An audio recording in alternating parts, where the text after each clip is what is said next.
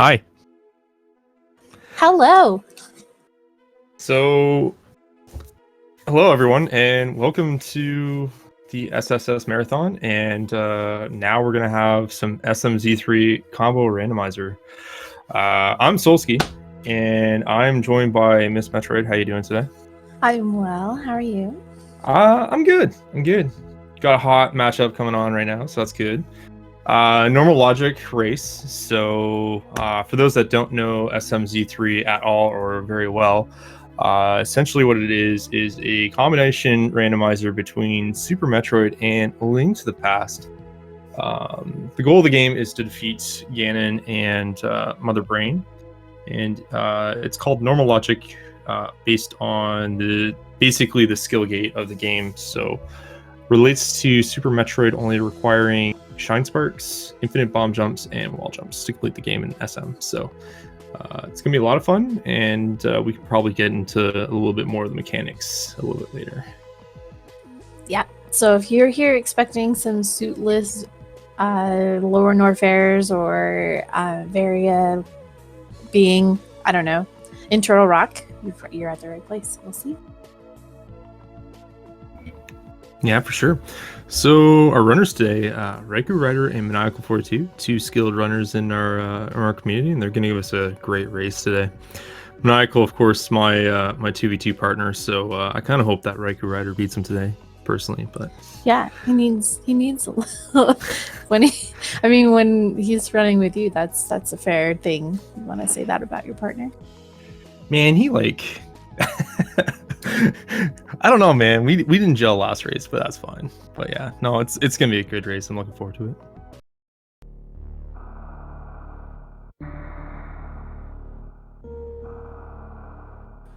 Do you know Raikou did the 2v2 as well? Do you remember who his partner was? Off the top of my head, no, I don't, unfortunately.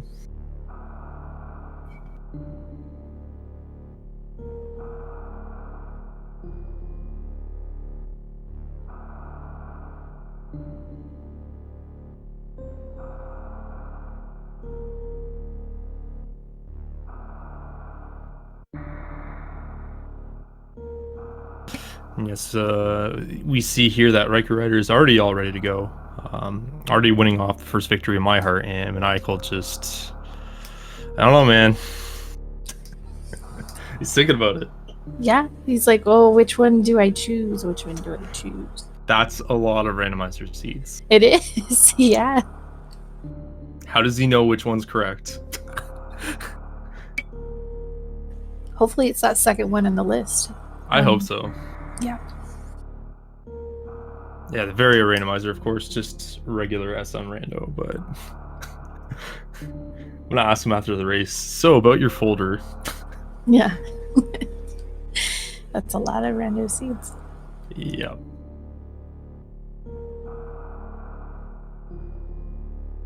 So if you see the one that has Maniacal's name in it, that's probably from the multi-world, and it has the player's name in the file so that you know for sure that you've got the correct ROM for your part in the multi-world.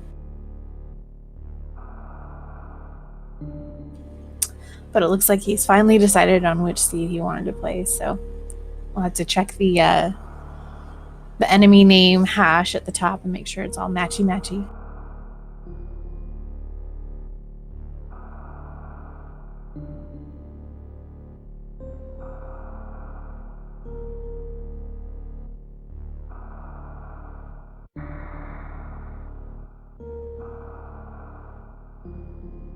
Looks like they're both about ready to go here as well. All right, we do have the matching hash at the top, so we'll probably see them getting started quite shortly here.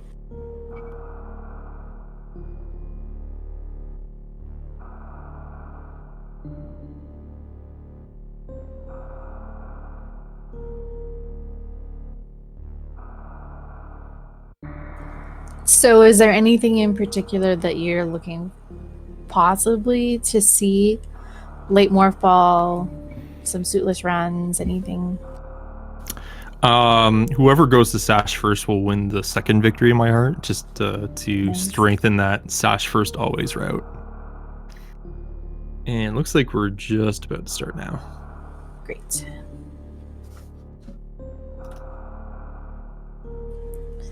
Yeah, you usually do that fairly early through your gameplays, right? Yeah, I try to. It's pretty fast item density. It beats out Dam for time and everything like that. The only checks that will really beat it out are Kakariko and Moldorm Cave in the Light World. So it's kind of like a third option a lot of people kind of sleep on, but I think they try not to do it because then they think it prices them into Eastern, but there's always other options outside of it. But anyways, we're off. Right, and as you see, both runners start in Super Metroid. This is mainly due to the fact that you can set your controller options in Super Metroid. Of course, you can't name Link in Link to the Past, but the controller options are a little bit more important than naming your character in the game.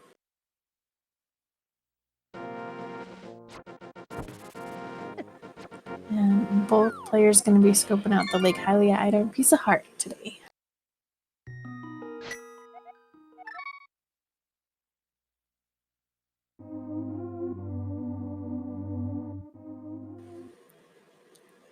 Both players going for Houlihan.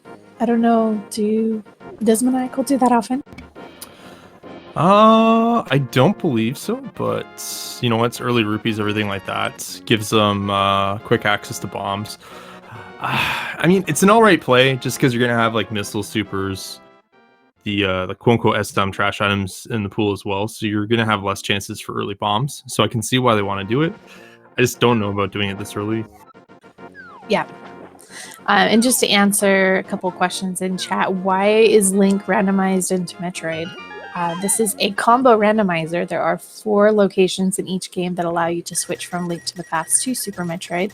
So both items from all the items from both games are randomized into both games. So you might find the Magic Mirror somewhere in Brinstar, as well as finding the Varia suit in Thieves Town or something like that.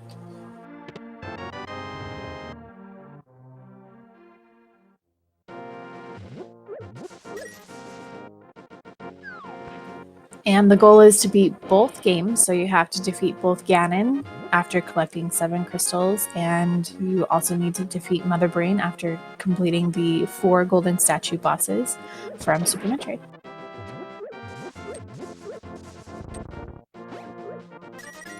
Definitely a lot of fun. Doing some bombs.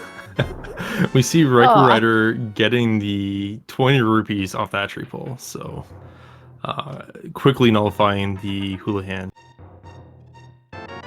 No, we still got a lot of rupees we gotta spend, so it helps out at least. Man, it's like all the more reason to go to Sash first. And there's our map check. We have crystals at Tower of Hera and Desert Palace, and a red pendant at Eastern. Nice. We do see that raikourider got the first pack of power bombs there at Uncle Chest, which is really nice. It's always nice to have early power bombs to be able to get your way through SM. Still missing that critical piece of a morph ball. There's not a lot of places you can go into Super Metro without a morph ball, so we'll have to wait for that to pop up soon. Even if you do get some of the other early items like Screw Attack or Speed Booster that do allow you to get through to some different areas, it makes it so that there's only like maybe 3 or 4 checks that are available, and still Link to the Past will have more options than Super Metroid.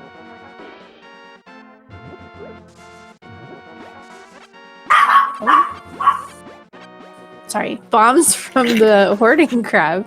That's nice is fine. Yep, Franker Z.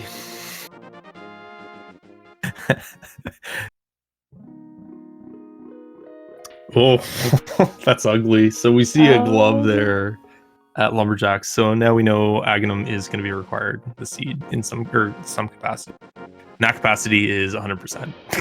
Yes, for sure. We'll also need boots to be able to get into the Lumberjack tree.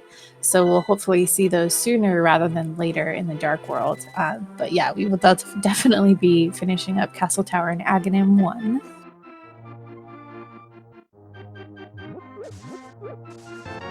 And there's our Moon Pearl followed by a Ice Beam from Maniacal here in the day.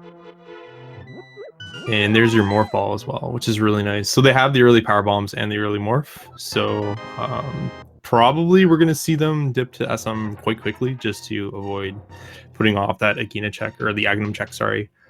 They also might not have the means to do it, even if they do clear out full Light World. So they might have to be forced to go in SM. Yeah, definitely nice to see the early morph. You don't want to see it on Pedestal or in Turtle Rock or something like that.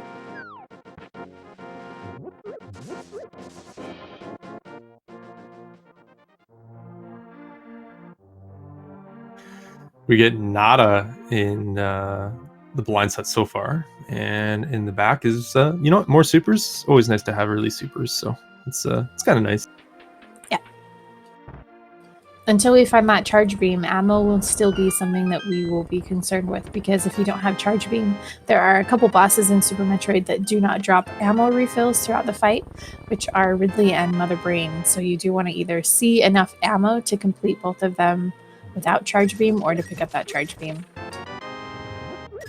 Yeah, it's a really nice asset to have. You always want at least like 10 supers when you're dipping into SM at the first time, similar to like 10 power bombs. It just makes it a little more free dealing with some enemies like in Brinstar, the giant side offers, for example, and getting through some of the rooms without farming. Yep, you don't want to end up accidentally soft blocking yourself in the Spazer area or something. I've never done that before. No, not at all. Never? Okay, maybe a couple times. A couple? Wow. Ice beam though, so that's nice to find.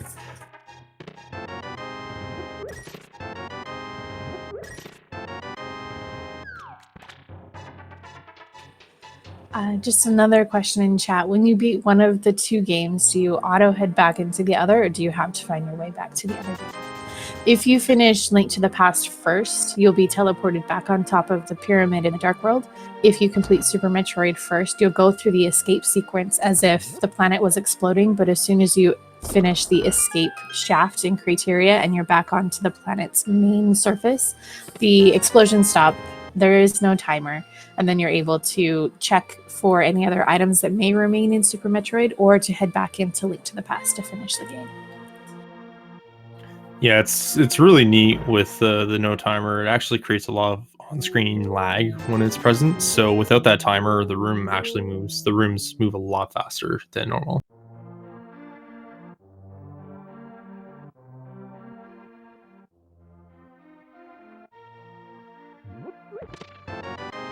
All right, so Maniacal is going to be heading on over to the Moldorm Cave next, so for another 5 items, and he's going to see bomb crabs as well. That's like super punish for the Houlihan, honestly. It doesn't normally get that free with like free bombs and free red rupees like that. Yep, that makes Zora a lot easier. Oh, we saw was that Wave in the library? Yeah, I'm pretty sure that was Wave.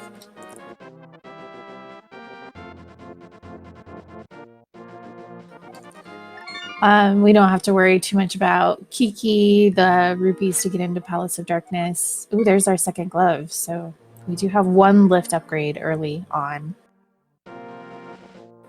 And speed booster. Nice sad there with that speed booster.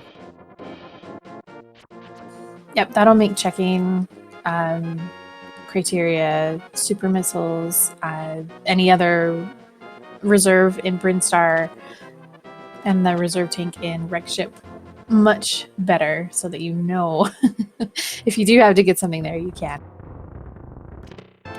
For sure. Also includes Waterway and Brinstar, which is really a PITA, I guess you would call it, if you have to route it back in. So it's good that they're just able to have that one squared away. And of course, like you mentioned, they're just going to be moving much faster throughout the game now.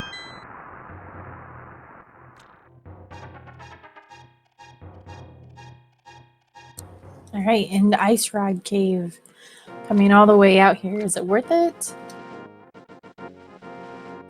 Nope. Never is. Red rupees are so free in this game.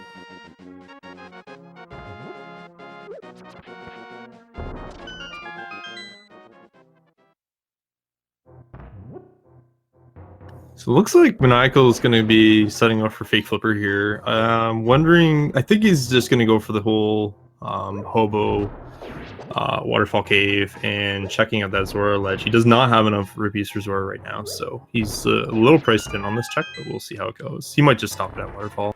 Yeah.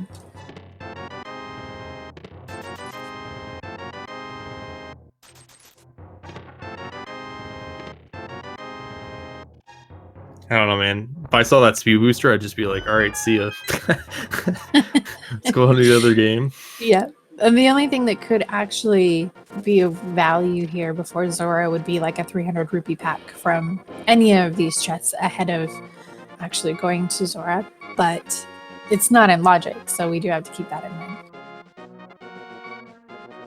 For sure. Raikou just has to be a little bit careful here on 1 heart. Crabs will do 2 hearts of damage, as will these Octoroks will do 1. So any hit here in the overworld screen will be fatal for him.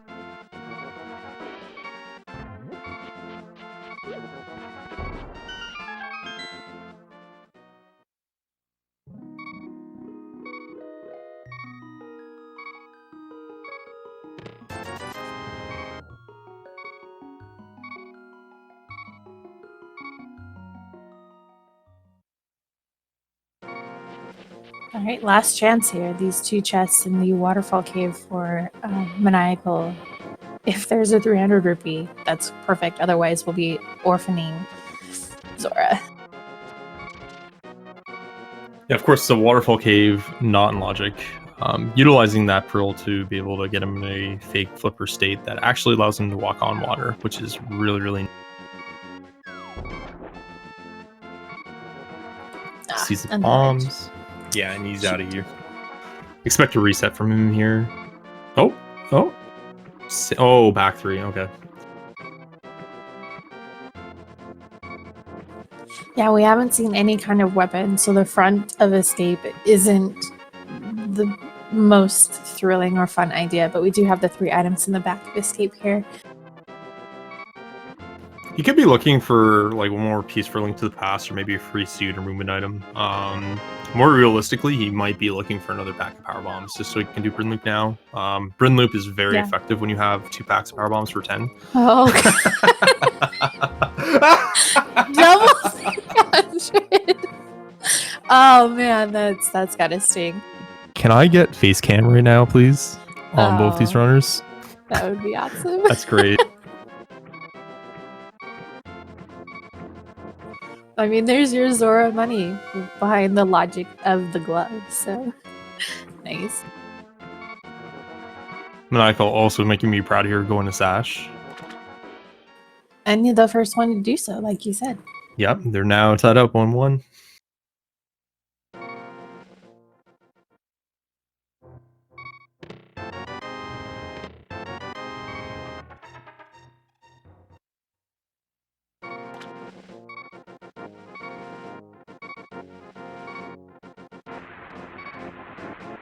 Ooh, Green Pendant Thieves Town. Gross. There's your second pack of power bombs. He's gonna reset from here. Oh wait, no. What? Ooh, and another E-Tank too. That's pretty nice. I like to see E-Tanks. Yeah, he's playing pretty tight here.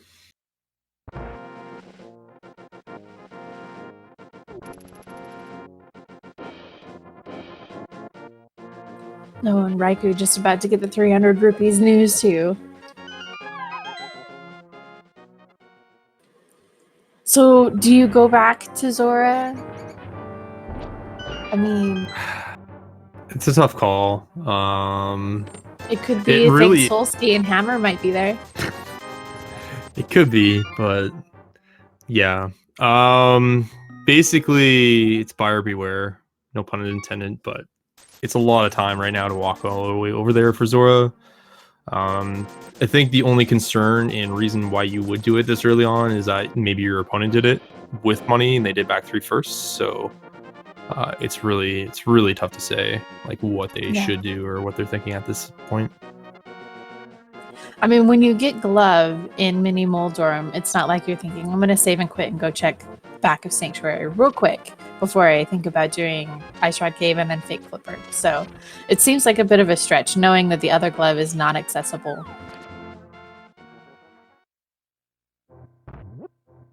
All right, big key in the compass so far in Eastern.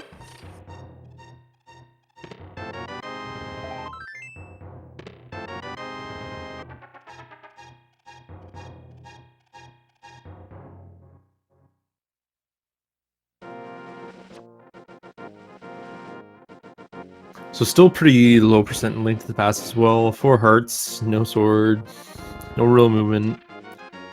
It feels bad right now. Oh, we did get a third Stalfos there in that room in Eastern. And 50 rupees. More money, good.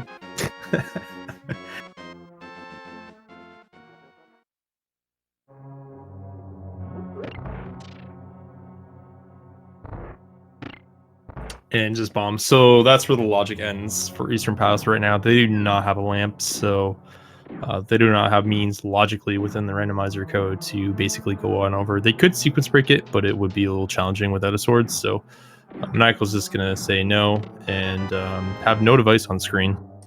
Uh-oh.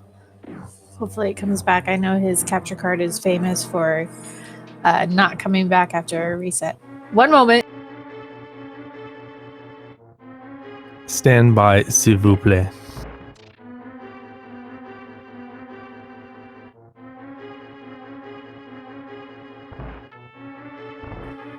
I'm holding my breath. Well, I mean, if he comes back and he's already fighting Mother Brain, we'll know what's up, but... Yeah, for sure. But nah, it's not like that. It's fine.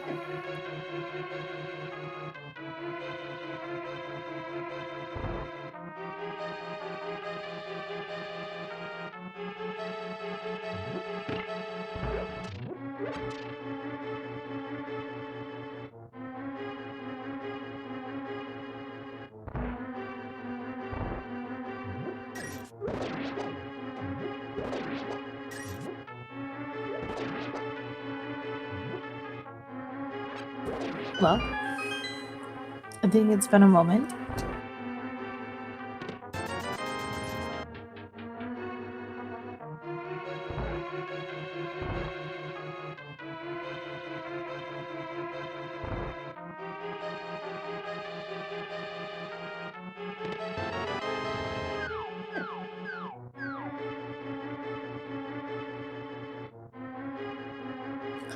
We will be reaching out to Maniacal, so for now, we'll check what Raikou is actually going to go through the dark rooms here in Eastern. So this is a little difficult without having a way to track where you are in the dark, but he's made it to the switch. He'll be able to pick up the key here.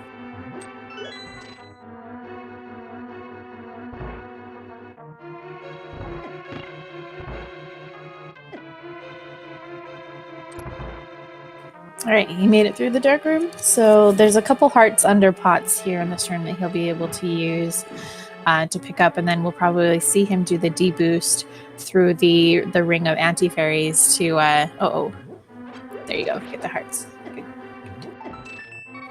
Nice. And it's the map, so there is an item that is on the Armos Knights in Eastern.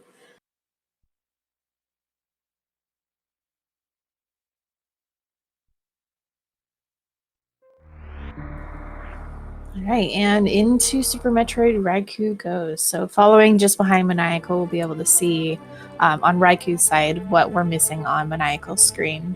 And then once Maniacal's back up, we'll check and see where he's at. Did find that mirror, though. You did find a mirror? Yeah, that's on his tracker, right? So. Yeah, that's true. Where could it be? Man, so depending on how they want to run it in, they could go to like an early red tower down, but it just depends on where that mirror is.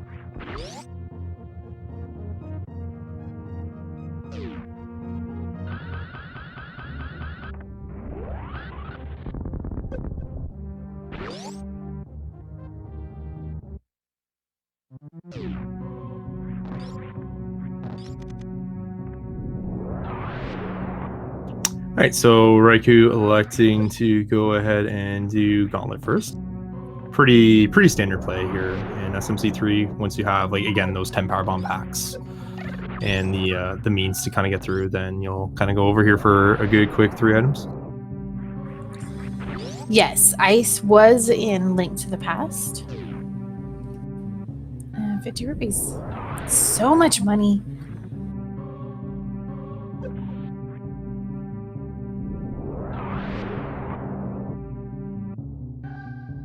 Raikou needs to be a little bit careful here. These spikes do a lot of damage, as does that acid without any suit. He's got it, though.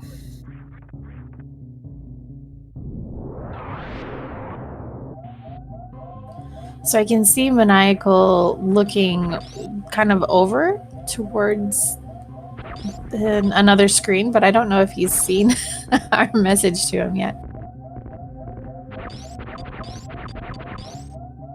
He might be just waiting for like a screen transition or Yeah. something like that. Just kind of get through and then he'll recapture.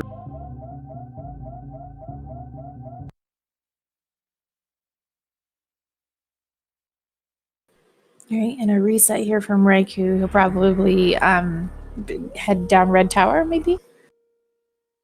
I imagine that's what's going to be. Like, I don't see why you would reset there unless you're going to be thinking that play. Unless maybe he does retro down, but even that. And he's going retro Bryn.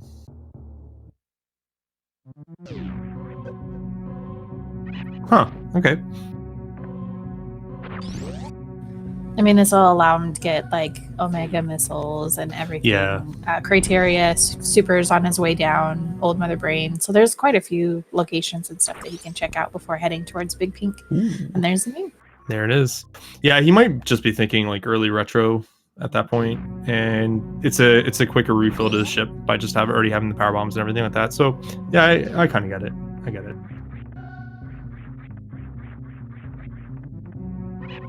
Nice first try Alcatraz there. Pretty tricky trick. It's not as easy as people seem to kind of make it out to be. So yeah, I think I've only got it a couple of times before I've either reset because I didn't have power bombs or I did something stupid.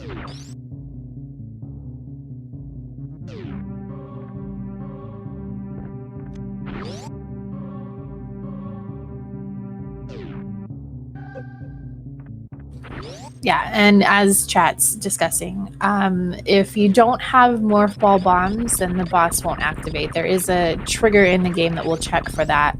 And if you have morph ball bombs, then the boss will activate and you can fight him. But in randomizer, if you haven't picked up morph ball bombs yet, you're able to just grab the item and leave.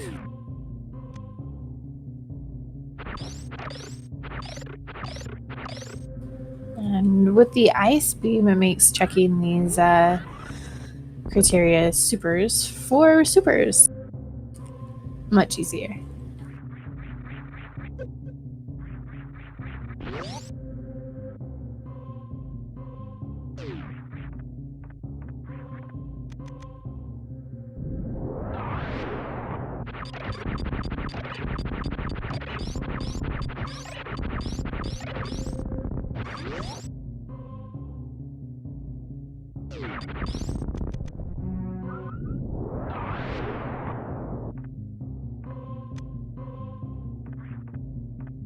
blue shield, man. It's not a cool item at all.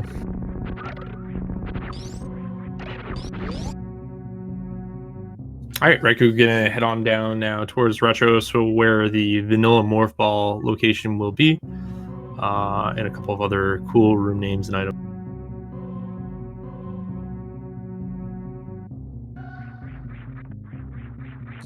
And we do see on Maniacal's tracker that he's got an ice rod and a fire or a hammer.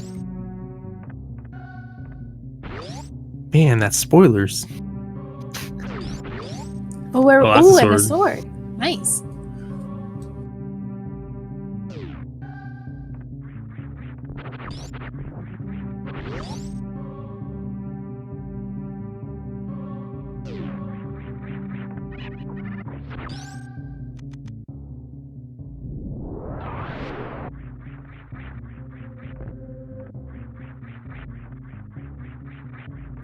I mean, who's to say that the Chozo didn't use swords sometime in their history? Oh, I don't know if you got that jump. Nope. That's fine. He has easy ways out of it. He just has to wait for the tide to rise up and then do the crouch jump, or he can just do a running wall jump like that with the tide low. Yep. Got it that time though. Nice. Maniacal racing so well right now. He has stopped time itself. Oh, he did. Wow. Fantastic effort. All right, so Raikou finished off with the John Cena bridge and Billy Mays room combination. Two of my favorite room names in the game.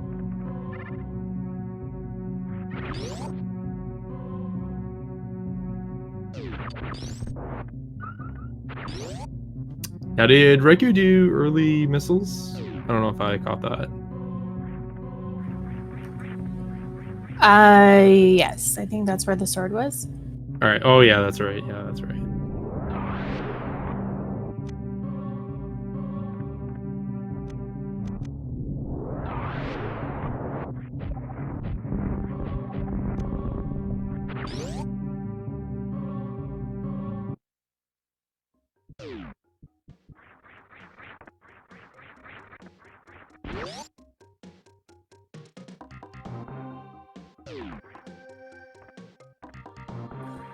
All right, and the missiles here in the big pink super missile. So there's an upgrade there.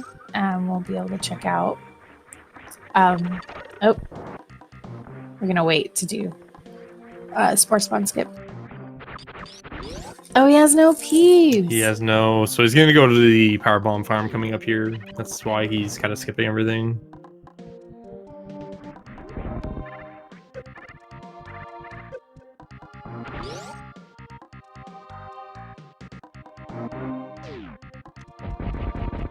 It's actually a pretty heads-up play to just come here instead, because he's already done Terminator and checked out gauntlets as well, so he doesn't have to worry about going up. He can just farm power bombs here and then farm power bombs down in the face hugger room coming up before the Gotham Bridge, as I like to call it.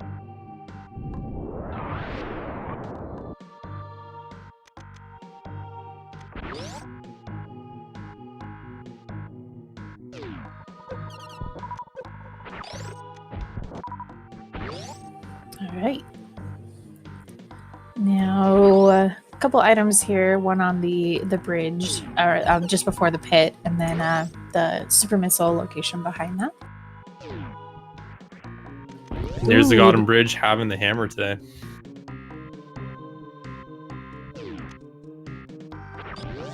And a bottle. Oh, but it's an empty bottle. There's no bee in there. Good. Good.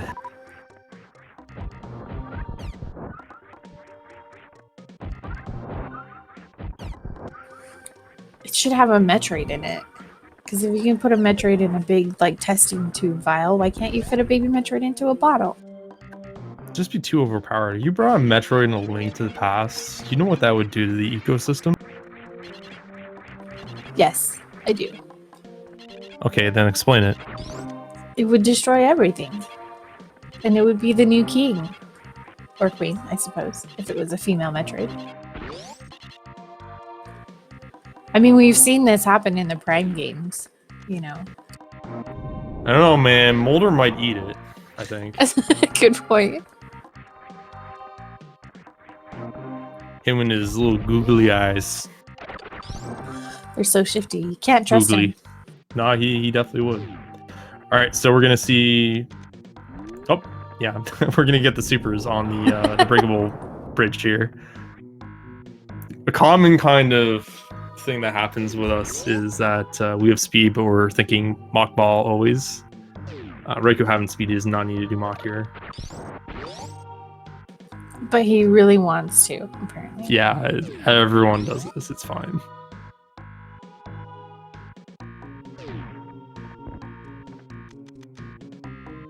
I'm pretty sure it's actually harder to hit Mach here with speed as well, just because it slows down your acceleration. Yeah, there we go.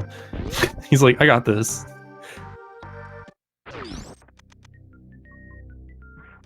More power bombs. That's really, really nice. Okay, so that's 15 power bombs. That's like essentially optimal for the rest of the game. Yeah, that's the minimum that you'd want.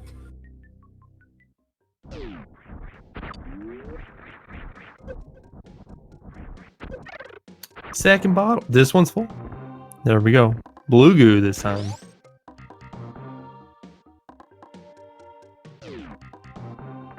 Yeah, sometimes it's hard to tell in Super Metroid, even when you see a potion with a bottle. Even when you pick it up, it may say that it's a green potion, but the color of the goo inside is actually red. Yep.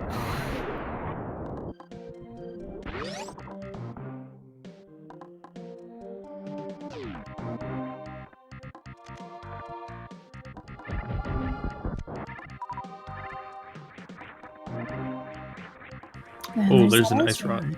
Oh, yeah. Very nice. Another one of my favorite rooms in the game is Mission Impossible. Just gotta be careful here, though. Oh, that's close. Just do not hit those spikes. Do not get hit by the side hopper.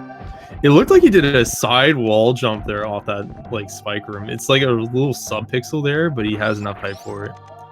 That was really close. I don't know, I could be wrong, maybe because of a frame drop, but that's what it looked like to me.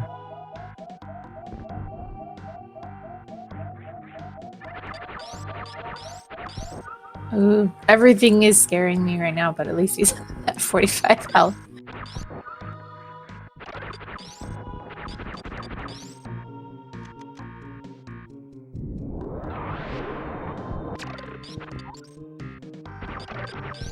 And then you get like the audio hiccup there because of the power bomb going off, and then the the sound of killing the sprite.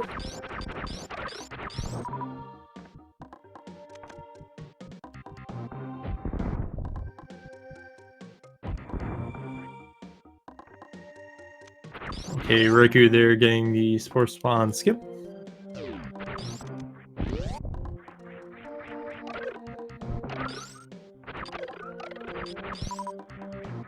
Not a fan of the green slugs, gonna kill them all. Oh! Hey! Hey, I remember this guy. He's back. Alright, and heading towards Wreck Ship, it looks like. Or at least gonna check the moat item and then go down Red Tower. It's like a bad Terminator. Oh no, he's going. It's like a bad Terminator movie. He's just like back from the past there. It's like a mock. Alright, so it looks like Maniacal's kind of already gone ahead and done all of Bryn. I'm going to assume just based on his items, and he's now, obviously now, in Wreck Ship. And oh, there we go. Now we're doing a synchronization on the streams there.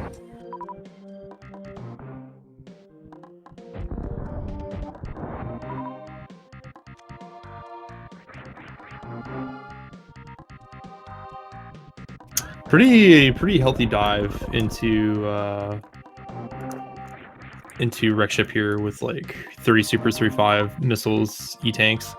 One thing to note too is that Maniacal does not have that extra power bomb pack that Raikou has, so I don't think Maniacal would specifically skip it, so he might not have done Summit Bryn at this point.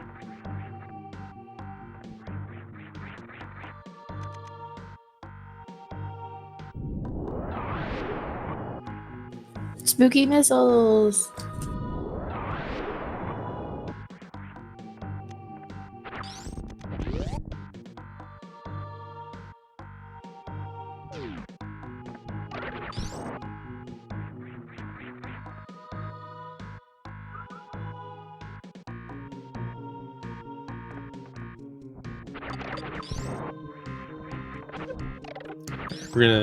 I was gonna say we're about to see some nice speedball tech for here from Maniacal.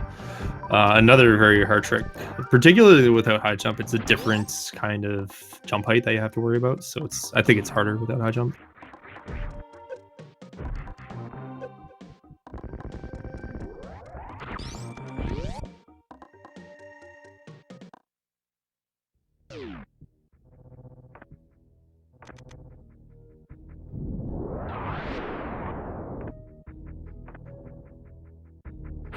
All right, and Raikou is going to head down Red Tower, at least to start, to check out Spacer and maybe into Upper Norfair. And then we'll be able to head from the Norfair Business Center portal into Death Mountain. And that could give us a couple more checks as well. Yeah, I really like the route by Raikou here. I see why Maniacal is going wreck ship, just to kind of be thorough and early and get a good early boss out of the way. But you got mirror, you got hammer, glove, everything like that. So you have that East Death Mount axis. I really like that as an option right now. Yep.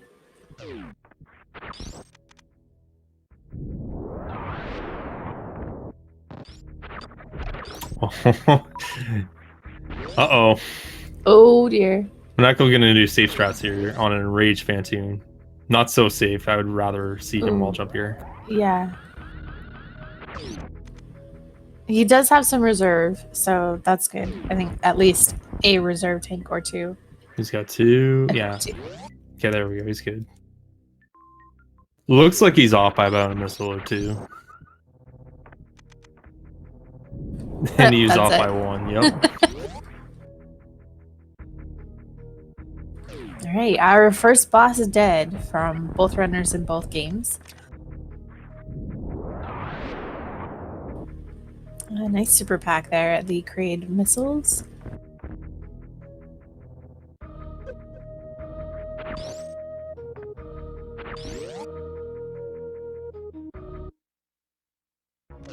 I hate that atomic. Yeah, it's awful. It's placed there for the reason that you hate it, but yeah. What I like to do to get around is just kind of shoot it, and then I'll activate its iframes. It kind of slows it down for like a half second, and that gets you enough time to kind of get through it.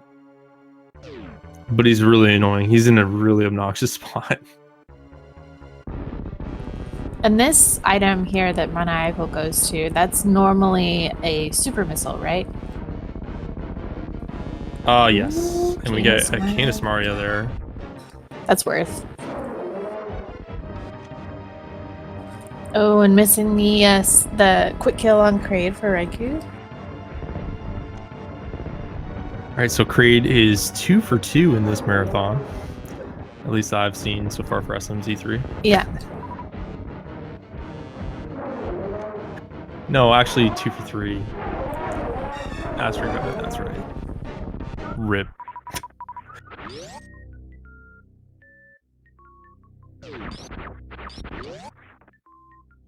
All right, nothing at Varia here. That would be the vanilla item that would be captured after defeating Kraid. And now Raikou has his first boss under him. So I honestly will look to see him kind of go down to Norfair, check out like high jump area. He might do some sequence breaking with that speed. It's definitely an option, but yeah, it's not logical. Yeah, Nice and Crumple as well. He could do as well, but I think he's just gonna go Death Mountain here.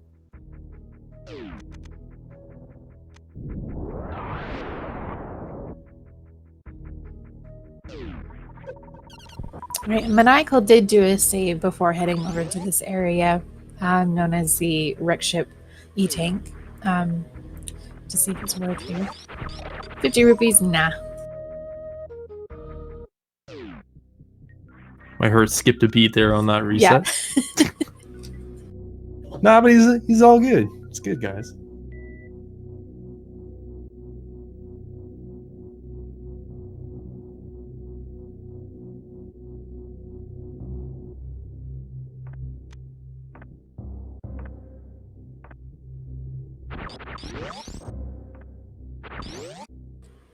All right, and the item behind the gate here for Crocomire, just a piece of heart. That's a really good proper scout right there. I love doing that scout early on. It's always good information to get that kind of stuff early on. We do see a fire rod here, nice. And on Maniacal's stream there, we see a really nice speed setup there. Oh, with Shines and Pegasus boots. It's a loaded high jump cave. Yep. All we need now is the lamp and a magic cape for our AGA 1 access, or another sword. And, how about a magic mushroom instead? I'll take it. I mean, that could lead to something else.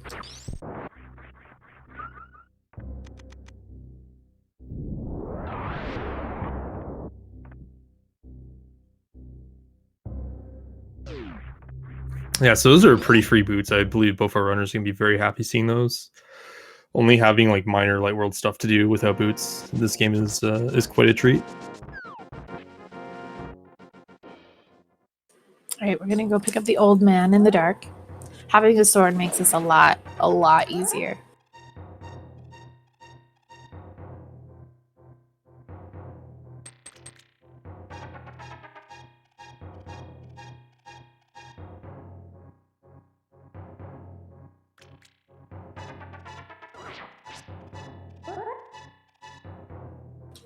So was that the other pair of boots at Wreckship Reserve? Not that I've seen, no.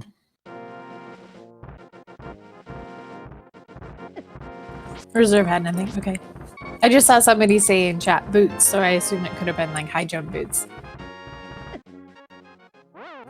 Oh, that's rough. Taking that death right there, but at least you Now, turned the old man in. I was gonna say, if you didn't turn him in, then it's fine. He just goes back to the cave, so it's not the end of the world.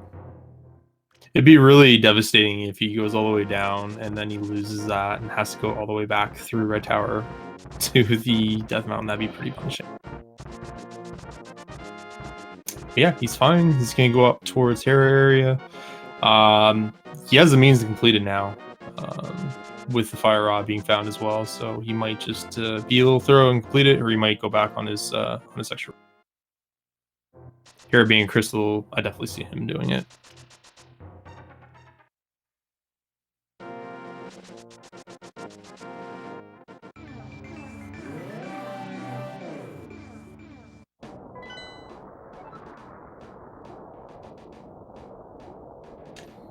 Very interesting map layout here. We got a 5/6 crystal in Pod and Turtle Rock, and we see Swamp and Thieves Town having pendants. Of course, we knew that Thieves Town was going to be the green pendant, but now Swamp is the other one. I just hope to see a hover seed, just because personal preference, but we'll see how this one goes down. Yeah, with the Swamp Palace being a crystal, or I mean a pendant, that could definitely be a thing. Do you know if both Raikou and Maniacal can hover? I know I've seen Maniacal try for a very long time during a weekly when I was commentating one time, but he can, but it's not like practiced. Right. He just prefers SM a lot. Oh, that's a nice item for Maniacal there, getting that space jump. But I would say probably in a pinch, but it might take him a while. That's a nice item as well as those flippers.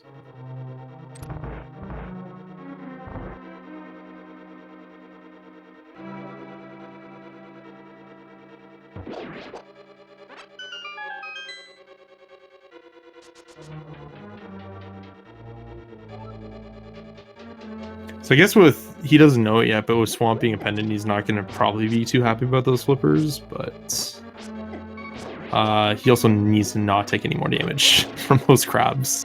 Yeah, for sure. And these Kakataks in here before heading towards some side hopper rooms, that's pretty spooky. Yeah, he'll be fine. He just needs to not die. Yeah. That's all. No pressure, Maniacal. Just don't do it. Okay, he's actually going for the Kakataks for health. That's actually really smart, and he's going to save nice. Beta Peeps as well. It's a really safe play, especially for a marathon. There's some safe strats that he can utilize for the Beta Peeps room as well, but I'm not sure how he handles the room actually. So, okay, yeah, he's going to do safe strats. So if you just kind of roll along here, roll like right to that left corner, those side hoppers will never touch you, and you'll be able to kill them all.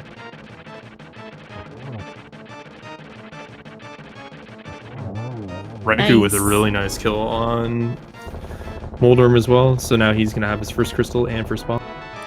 Yep, making it look easy. Hammer is always nice, though.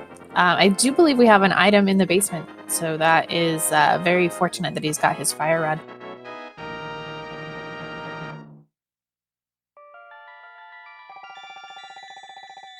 Oh, the E-tank for the save on Maniacal's side. Nice. That's really nice.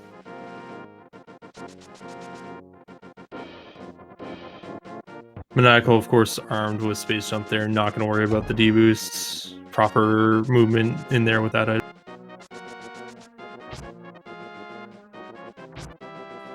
And Raikou did leave the item in the basement. Hopefully that doesn't come back to get him in the end. Interesting. He might not know that there's one there. He might just objectively leave it behind. It is quite a time commitment for one item. It's about a minute and a bit, so I can see why he probably wants to push towards this, and he has so much game ahead of him.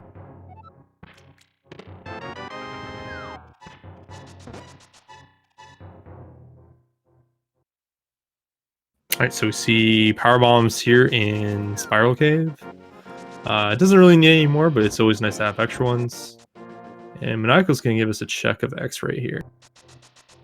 He's getting a Master Sword, which is a really nice draw.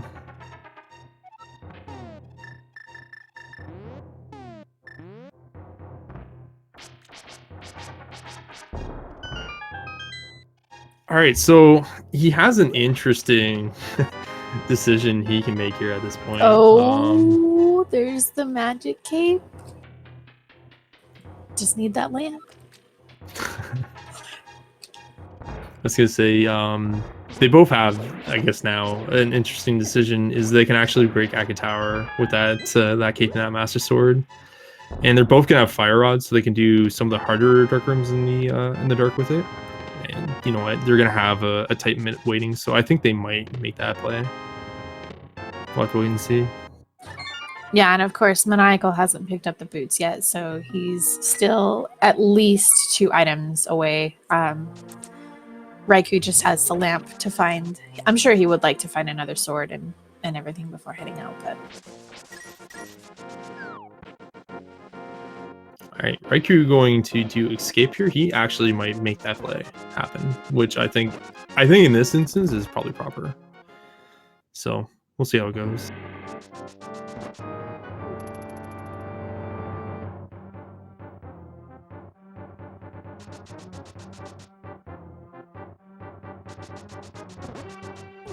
Boots were in the high jump boots area in Super Metroid, along with Fire Rod.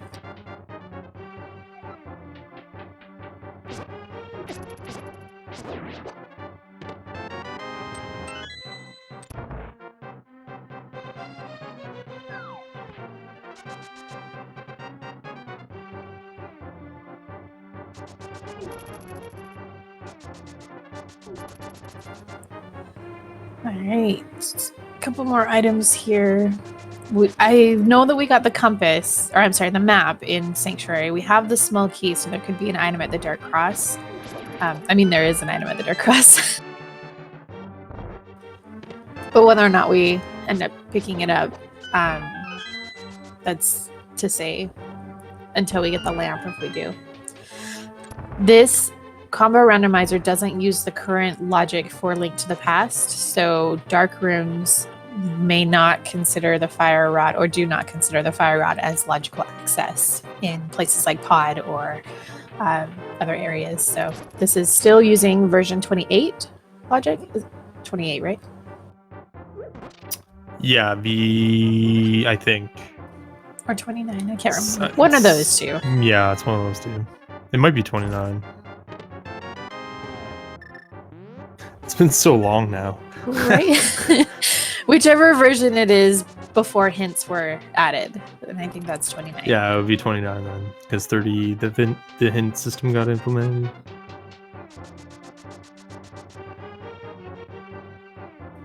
Right, and Raikou is going to make the play into the Dark Cross room.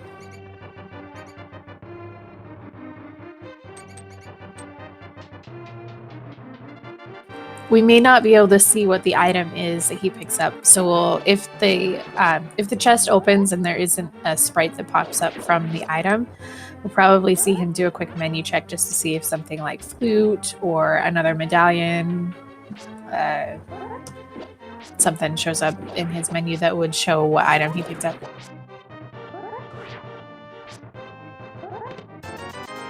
And it's rupees.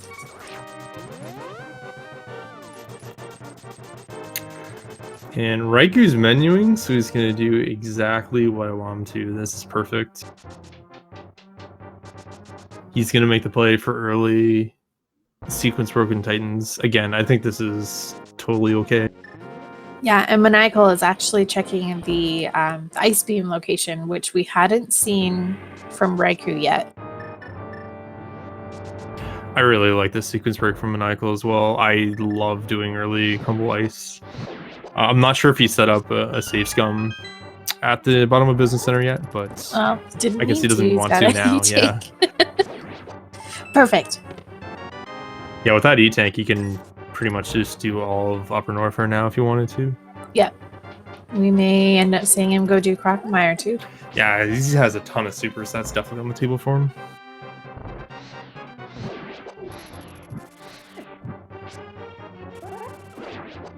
Raikou losing a lot of magic here on the first room. That's unfortunate. Yeah. And JLo in chat saying that Maniacal has enough E-Tanks that this is in logic, but we do want to remember that this is normal logic, so no hell runs or heated rooms are actually in logic during this difficulty mode in the combo randomizer. While they can do it, it's not like logic. Alright, so Raiku's going to be able to get through this second room here. He's going to have 6 fire rod shots for the next major torch room, which is the dreaded pitway.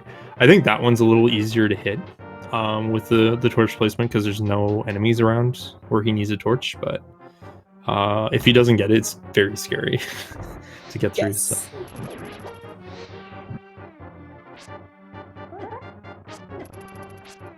So. Ooh, getting bullied. Oh. Yeah, so the dagger guards, as I call them, kind of finished him off there. Unfortunately, they got him into a corner. He just couldn't get out. So he's gonna save and quit and just move on. Would using something like the Ether Medallion to freeze enemies in rooms like that, especially rooms that you don't need to kill anything to get like a key or to open the door, would that ever be like something that you would do as a pretty competitive SMZ3 runner? I kind of want as much magic as I can for the second torch room. Like the first and second one, if you don't hit them like the first time, it gets messy because then the enemies get alerted and they like kind of dash towards you. So if I have like good magic and if I had that blue, maybe if I was in a pinch and I was getting trouble, just try to survive. But I would try not to, honestly, all the time, just to again get as many fire rod shots so I could just get through the rooms.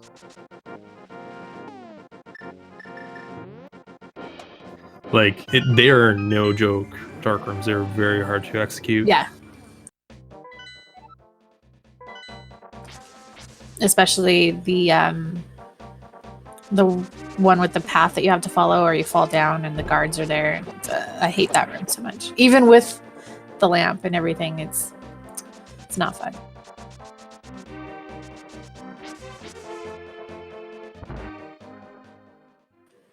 But this is our first peek into the dark world, really. Starting out in Village of Outcasts, the first location here at the chess game, just a single rupee and piece of heart. We also have all of Thievetown that can be fully cleared because we do have the hammer. And then we also have the bombable hut or the brewery, the C-shaped house, and the dig game. So lots of checks available here in Village of Outcast. I think Maniacal was actually considering to do Spike Cave there, looking for hearts. He does have a blue potion, so he could make it, but it'd be like really tight. And he'd burn his only safety potion right now. Yeah, and we may actually see Maniacal check the basement here in Hera after he finishes up. That could be another item that even it could be lamp because we have the fire rod. That would be tragic for Raikou at this point, just because he knows that the lamp is not Titan locked, so he might end up checking like everything before it. Ooh. Lamp on Zora. That could be it.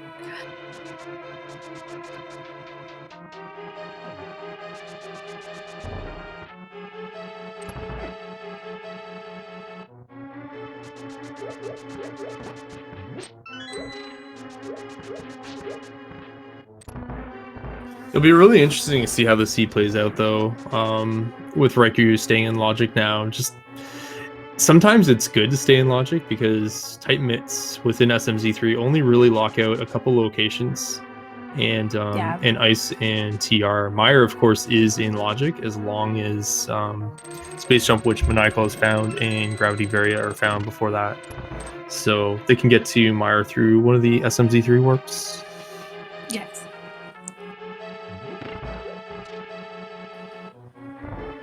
And somebody's saying Lamp could be on pedestal, but that's not entirely true because you do need Lamp to get through Eastern Palace.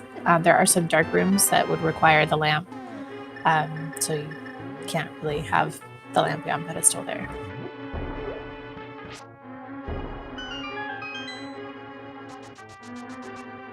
It's okay, everyone. I assure you there's at least 6 items that can be on pedestal right now.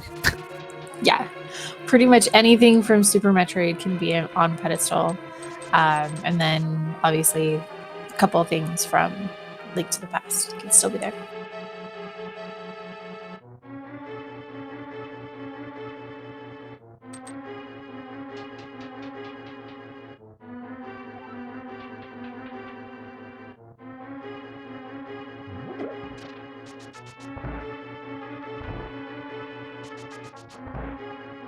All right, Maniacal checking out the basement in Hera. Yep. Could be something great like a Varia or a Gravity. Could be just another big 20 or something. And there are arrow and bomb capacity upgrades still in Super Metroid, or the combo randomizer Super Metroid Link to the Past. So it could be +5 arrows. Raikou getting bullied a little bit in the blind cell area, unfortunately. Yeah, that's rough. Even with blue mail, everything will do 1 heart damage in that room, so.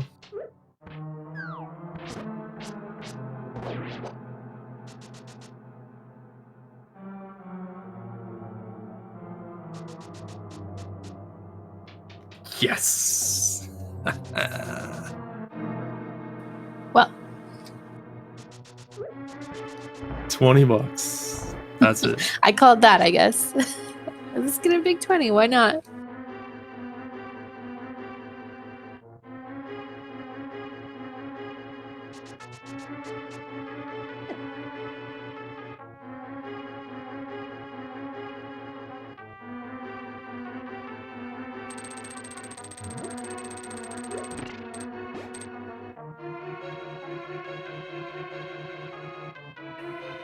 All right, so have we seen both map and compass? I know we've seen compass in the first chest in Thieves Town. I don't think we've seen both. He definitely has one more item left.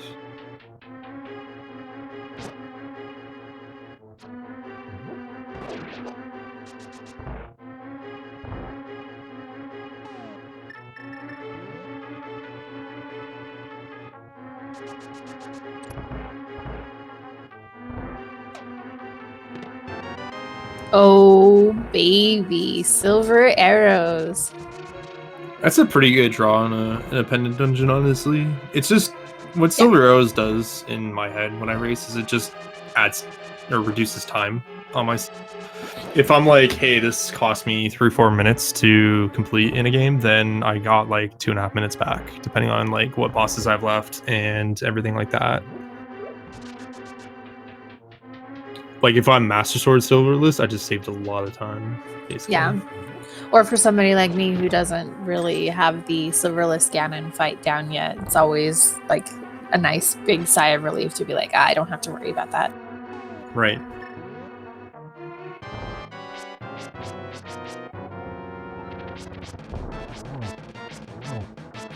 And of course, with Thieves Town being a green pendant, when you're here already, you may as well just finish it up on the chance that green pendant actually has something itself. It's a hush roulette.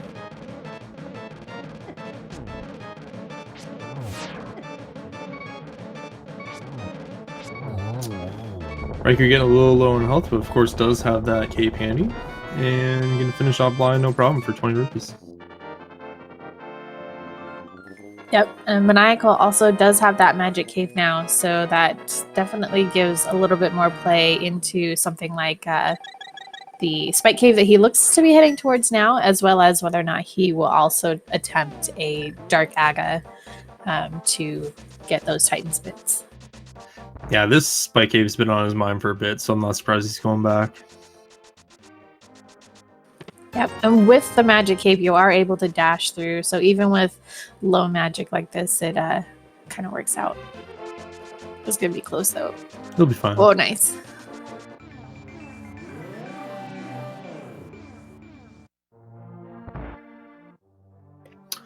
We got our first sick hit check from Raikou here. Oh yes, the bottle. Ah, heart container.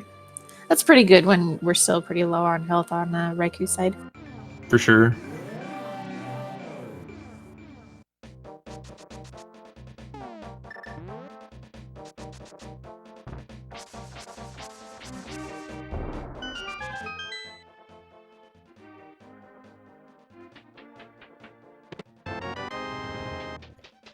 Maniacal getting give us their first taste of Hype Cave, I believe. Yes. He's kind of postponing Village of Outcasts for now, which is fine. It's my favorite entry is Hype Cave. It's just 5 items immediately. Yeah. In Dark World entry, you really can't beat it.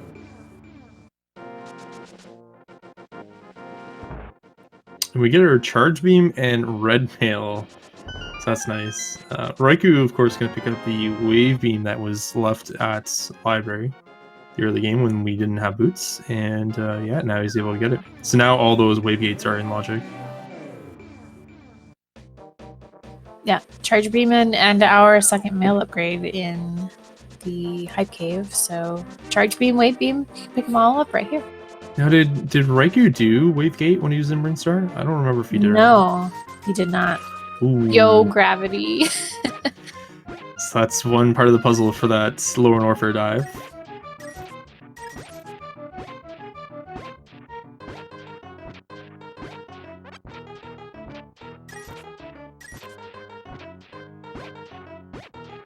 And Tempered Sword, wow. It's going to be a really breezy Thieves Town. And we get a hook shot at the games. That's another really good item to get. Oh, yeah. So that's Swamp Palace open now, fully. That's gross.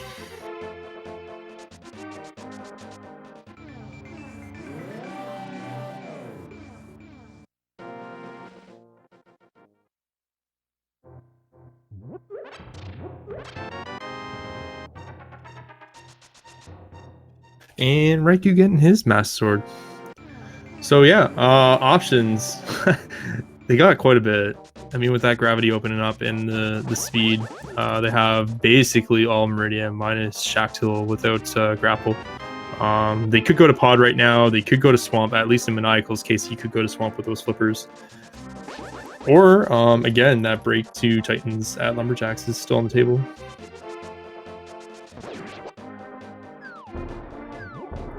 And with that hookshot found, Maniac, he's thinking about it. I was like, are you going to go to Swamp? That would have been I mean, why not? Really there gutsy. are a lot of items there.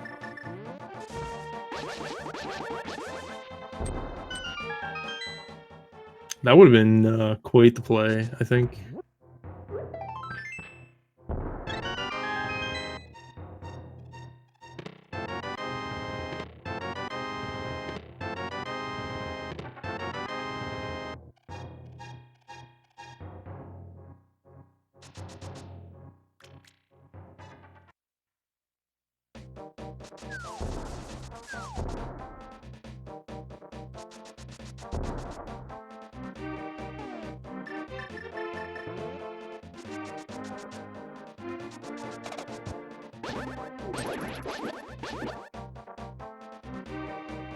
Alright, Raikou continuing on the adventure over here is gonna see what Pyramid has to offer. It is another exit point to perhaps take another stab at that Lumberjack play, so we'll see how this goes. And is this a fake powder? Yeah. Okay, I was gonna say. I didn't see powder get picked up. All for a piece of heart.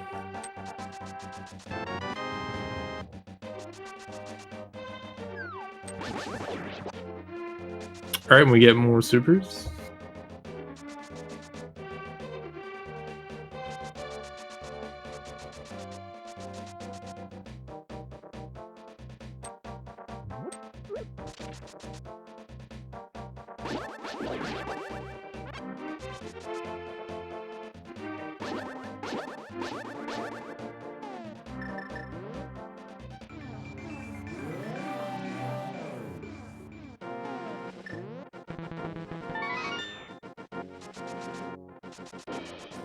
Raiko Right. really not liking that witch.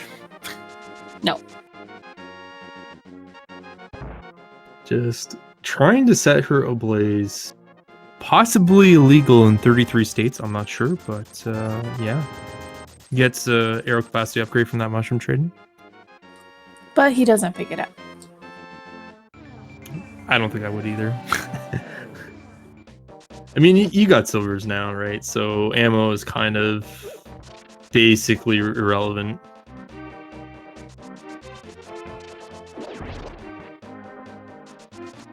But yeah, I kind of like the route here because I think they both had to leave Zora alone. So we're now going to see Quick Fish mirror into Zora at this point.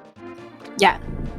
Though Raikou doesn't have the flippers and Maniacal does, so whether or not that clicks back into Maniacal's mind because he has the flippers might make it a little... Oh, save and quit. Interesting. That's a mistake. Yeah.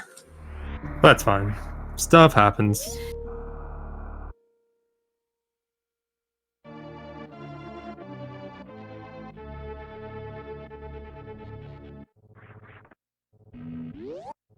Alright, gonna go for refill here at Chip. He has 60 supers.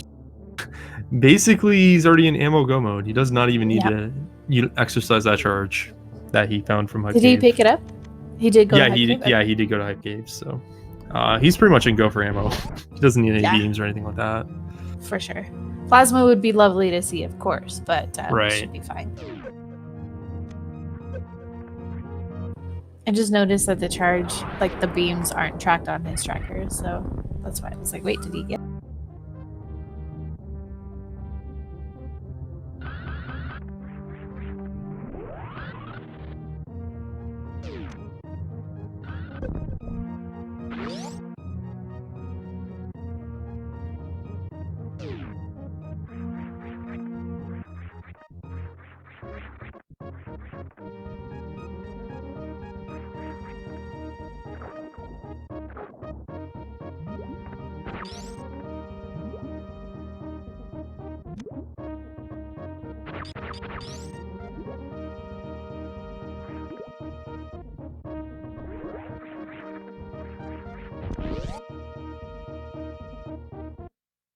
All right, now Riker gonna have a much safer Phantom fight coming up here.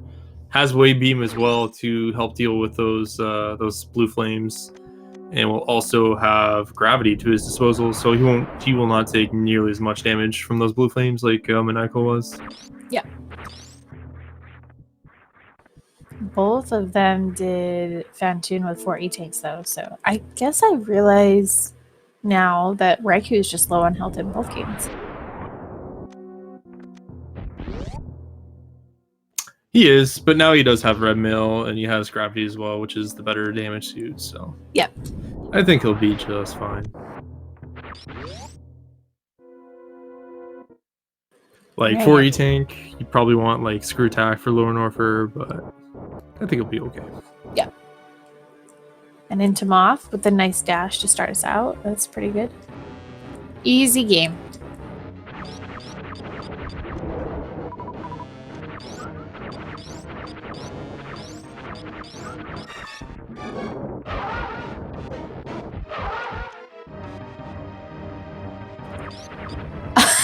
Did he intentionally go for that, or was he thinking he was closer? Not sure, but he's getting a lot of missiles from it, so it's working out, I guess. Yeah. I guess with Wave Beam, it probably makes it a little bit easier to hit all of the flames if you get the shot timed right. Or does that not really make a difference?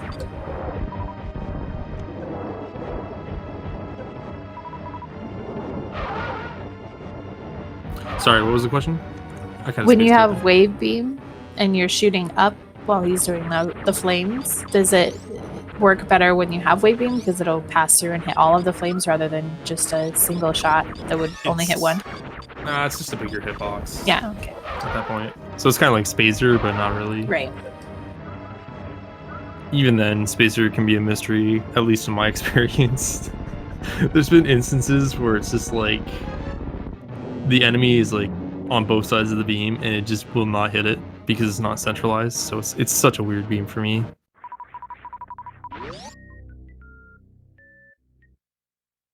Wave, of course, even stranger with the wave pattern. Sometimes he'll miss hits because of how wave operates. But yeah, good Phantoon kill by Raikou, and now he gets to explore the remainder of Wreck Ship. Maniacal made kind of quick work with Skull. I don't think he found anything in there, actually, so I guess he's just going to check out Bumper and Graveyard Ledge now in King's Tomb. Ooh, he's also going to get the Scout of Lumberjacks. I don't think he has done the Scout yet, so this is interesting. Oh my.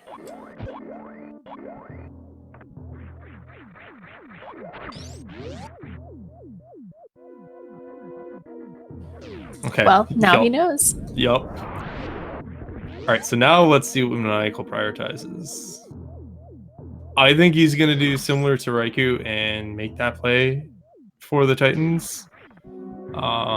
Just because it's only lamp gating it, but he knows that comes with a caveat that anything he does with Titans could be, could come back to bite him, that he's just doing stuff for no reason at that point. Because like lamp can be in like really ridiculous areas in this game, so we'll have to wait and see.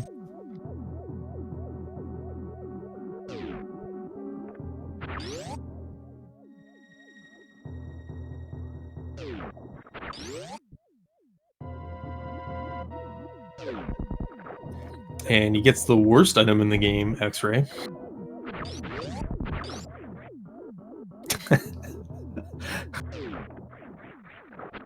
This Metroid can't handle it. She's like, but I like that item. I do. I just didn't want to say it because then I'll feel silly. No, it's fine. It's a good item. Just like bees in bottles. All right. Well, since you're very fond of it, I'm going to let you kind of describe why that's a good item at that point. Okay. I don't know that I can explain it super technically correct, okay. But when you have both, or I suppose not both, when you have charge beam, plasma, and the X-ray, anytime you do a charge shot and then you use the X-ray as the shot is passing through a boss or an enemy, something like Dragon, Phantoon, Botwoon, every time you trigger that X-ray on and off, it refreshes and does the damage to the enemy again. So you can kill a lot of the bosses with just a single charge plasma shot while triggering the X-ray. So that's a fantastic explanation of it. And I just don't know like the iframes thing. Like, what does that even mean? Who knows? It's all good.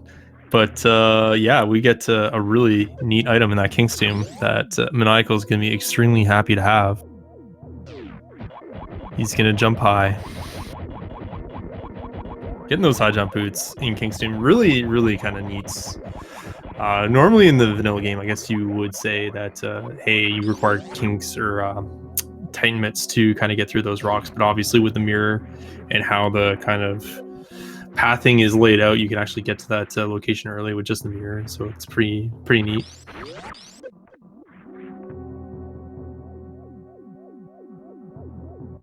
All right, so now will we see what Zora has if he goes up to Catfish and sees that missile and then mirrors again?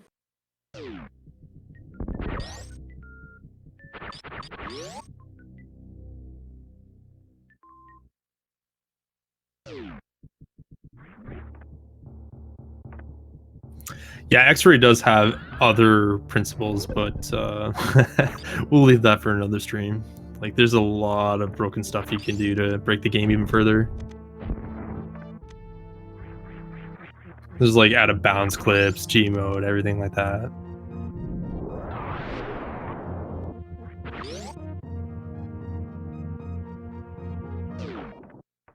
All right, and here we are, heading back to Zora.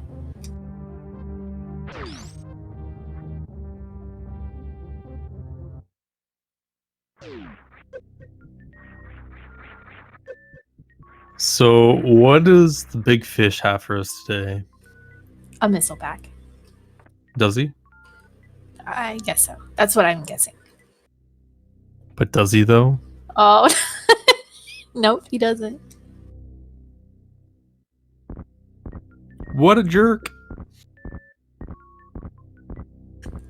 Yeah, that's not a very nice return on the 500 rupees spent. Somebody asking in chat, what's a combo randomizer? It's a randomizer of 2 games together, Super Metroid and A Link to the Past. There is also the Zelda 1 and Metroid 1 combo randomizer, where items from both games can be in either game, and you have different ways to get from one game to the other.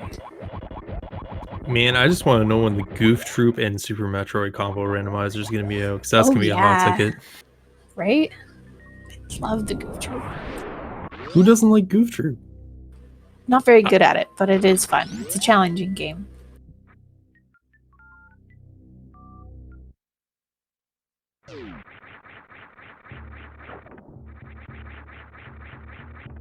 Yeah, so of course, I guess a little bit of a backstory to the lore of SMZ3, because we have a little bit of time to fill. What was originally kind of a joke that someone just said, hey, maybe this, can you imagine if you just had a random of both games?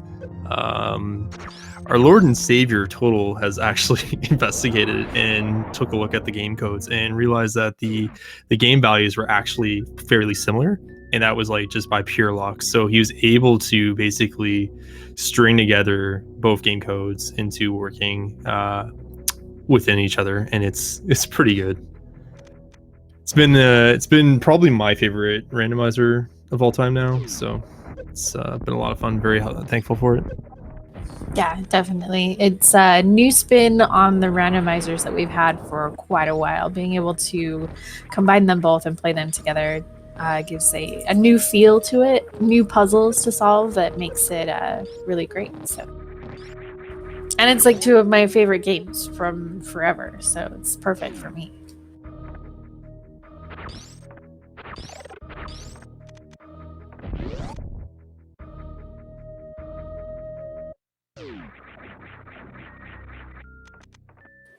Yes, Darby, let's make that Goof Troop randomizer happen. Combo it up with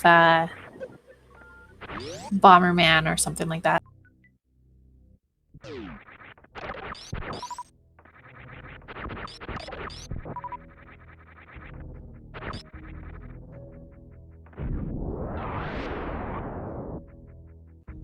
Man, if Zarby makes that, I'll play it. A goof to the past. I like it.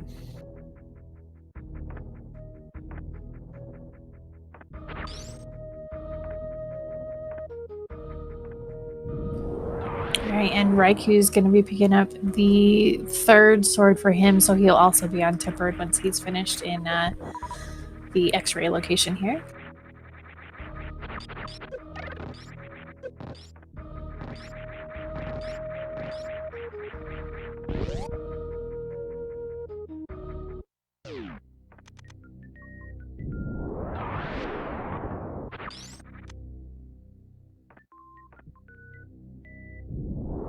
Alright, Maniacal is going to make his way through the dark rooms here in the escape area, picking up his rupees.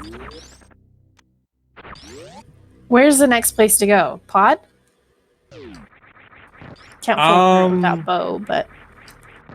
Either pod or swamp. I think with Maniacal, I think he's destined just to kind of try and go for those tight mitts. I can see him making the play. For Raikou, he's already here in SM, probably does Meridian now at this point where he's at. So. Right.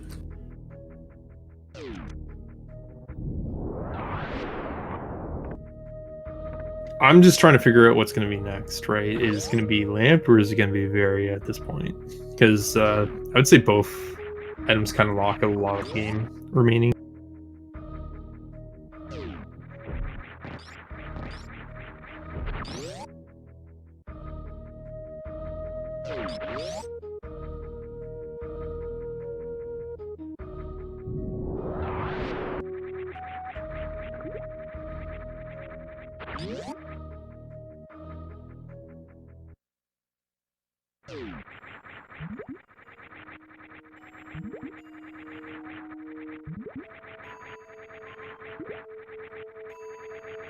All right, so double E tank in Main Street here.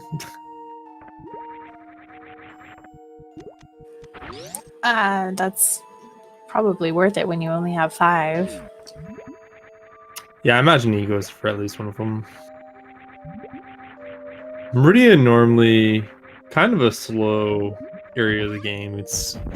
I kind of like to explain it as it's Swamp Palace for Super Metroid. Yeah, but definitely. Extremely skilled runners of the game will kind of make it look like a cakewalk, like your Zeus and Behemoths and everything like that, right? Yep. But with space jump speed and of course gravity, it's going to make it quite fast kind of get through.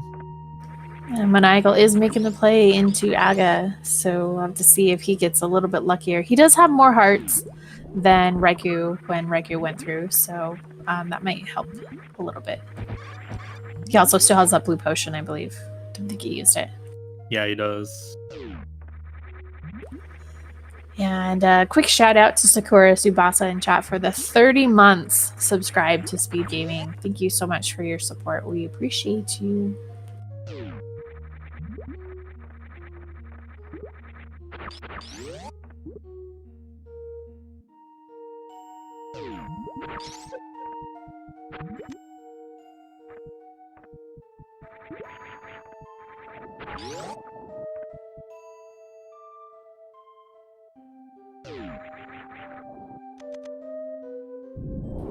Oh yeah, that's right. I was like, dude, why are you using power bombs? We don't have more bombs or spring ball yet. Yeah, you can get in there with a really tight jump. I've seen a couple of runners do it, but it's like extremely tight. That's a nice draw though, is that plasma beam. Yep.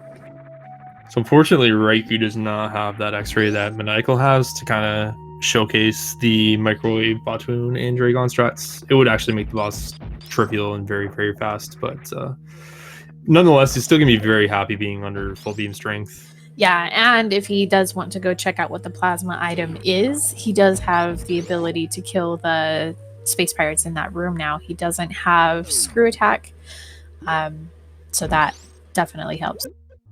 For sure. I guess speed booster echoes and stuff like that probably would work as well, but it's a little harder to make that work.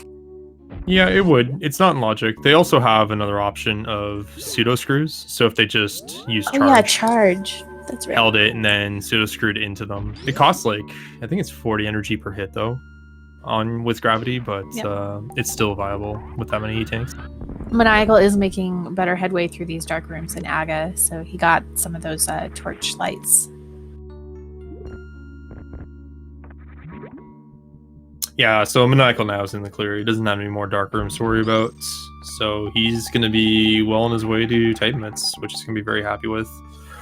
Again, like, you want them, but what are you going to do with them now at this point, right? Like, Dark World Death Mountain kind of comes to mind with that hook shot as an early in, being 6 items. You have maybe access to early Turtle Rock, which is also another good draw, if they can lock into a good item there. Or you have the Smith's Purple Chest Chain, right? Yep.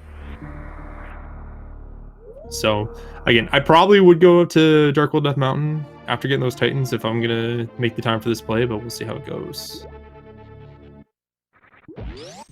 Like, if he runs up to Varia in that play, then this is the play of the game, basically. Like, he will be smooth sailing here on out. Yep. And we did see that left sand pit was just a 5 rupee and a heart container. So that's out for Raikou. Be checking the right side, which is a heart container and 50 rupees. And no ice clip to Shack Tool. And since we don't have grapple beam, there's no other access to get to Shack Tool for now. It's a really tough trick, though. Yeah, and if you're not familiar with like the setup and everything, then it can be a little bit more difficult. You do have enough power bombs that if you're familiar with like the crystal flash setup, you may be able to do the crystal flash clip, but none of them are very easy. So, and also neither of these runners are cross product either, so right. Power bombs, I know what I can do. Shout outs to cross products.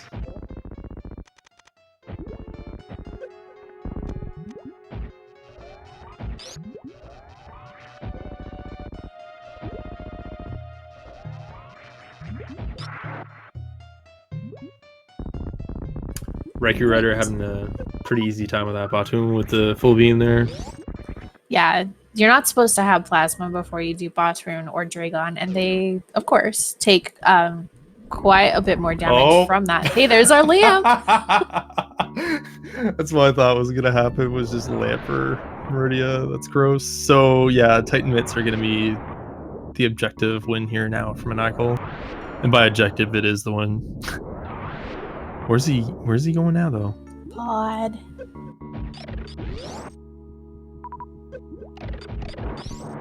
I don't know how to feel about this play. Oh no, he's going to Meridia. Oh, okay, yeah. Nice. So he won't be too far behind in the Dragon and the lamp pickup shortly. He's heading towards one of the 4 portals in the Dark World where the Ice Rod Cave is, that sends you to pretty much right where Raikou is in Super Metroid. So he'll be able to scout out that the lamp behind the Batoon area there and then press on to Dragon. Imagine just doing Dark Aghanim and running into the lamp immediately. Yeah. If he checks Batoon first, like that's exactly what he's gonna see. And we see the book here as well. So that opens up Treasure Palace now in logic. Yes. I really hope he go first. Nah. Right.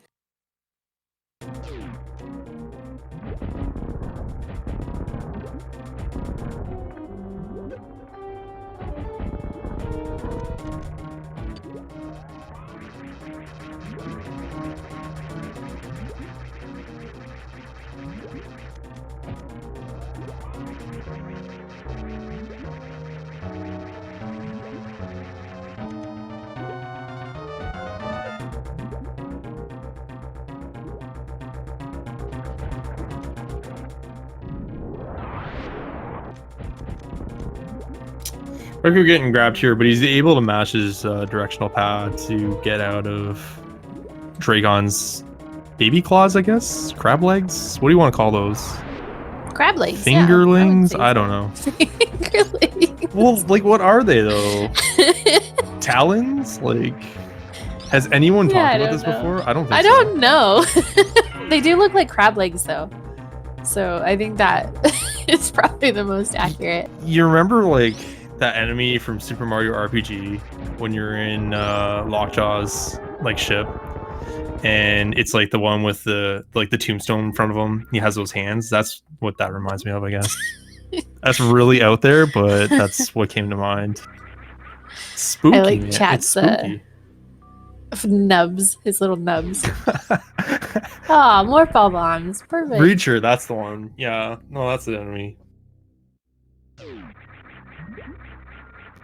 What kind of legs are those, though? Like, that's what I mean, man. They literally look like crab legs to me. I don't know.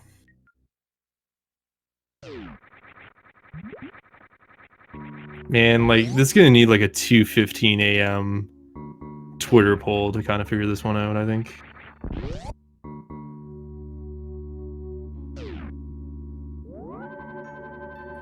All right, so from here, Maniacal's going... Okay, he's going to go check out the Batoon location. Excellent. Can't wait. Oh. Nice. Easy pickup.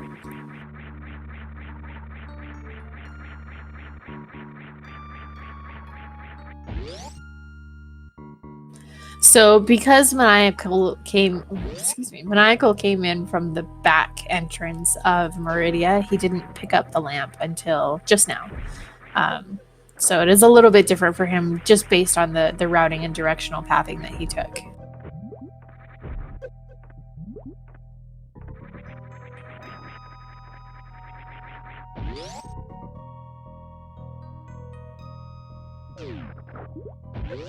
was good just winding back to see Maniacal's reaction of that lamb. Just does a little nod. He's like, ah, there it is.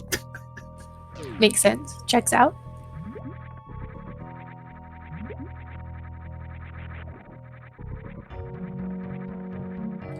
And this allows Maniacal to completely skip the Bottoon fight just on the way that he went through the rooms. And so that is one less fight that he will have to do. Not that Bottoon takes very long, but it is just a little bit of a time save there. Yeah, I mean, if he had Plasma at the time, then the time's not really as big of a play, but you're right, he is going to save time overall, not having to do that fight at all. But yeah, we got raikourider making our Plasma play here, so he's going to check that out for us. The blue boom. No! Don't do that. Don't Grab it. Don't disrespect that item. Okay. And the Plasma beam for Maniacal. It's a really bad spot for it, though. I don't blame him, but still, it's still a really. I really like the reset play. I like doing this as well. It's very heads up to say, hey, if this item's bad, I can just reset and go to the portal, because Raiku's already done all of Meridia, so it's really keen on him to make that play. Yep.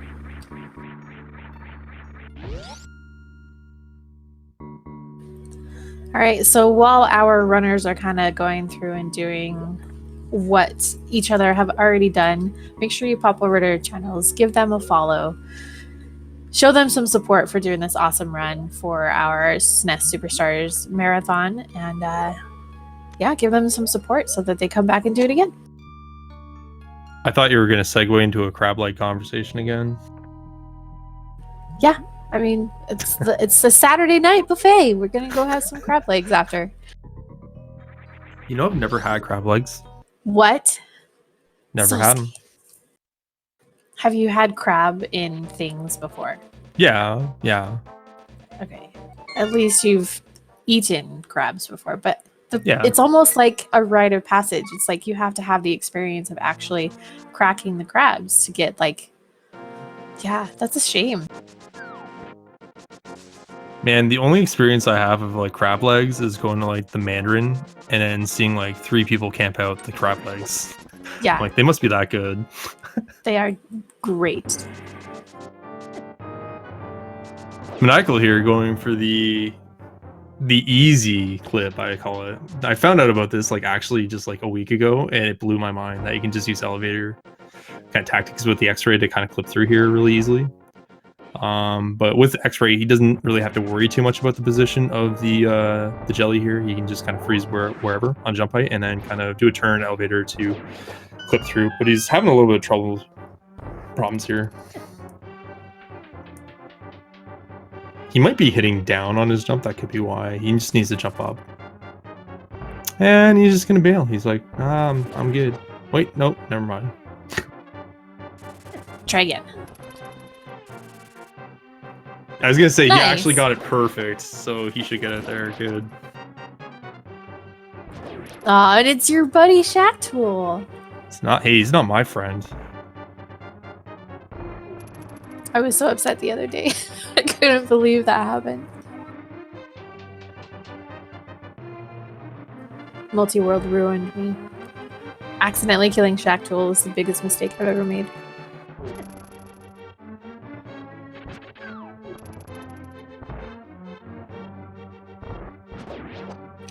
We'll have to see if Maniacal decides that he wants to kill Shack Tool for you.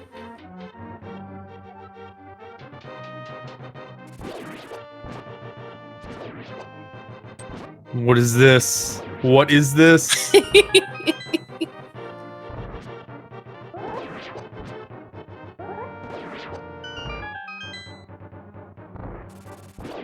Yeah, you better go back and show me your vengeance.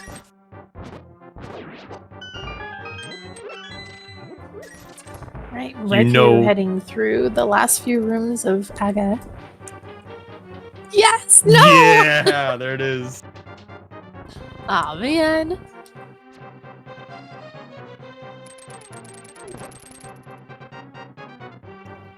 I'm proud of you.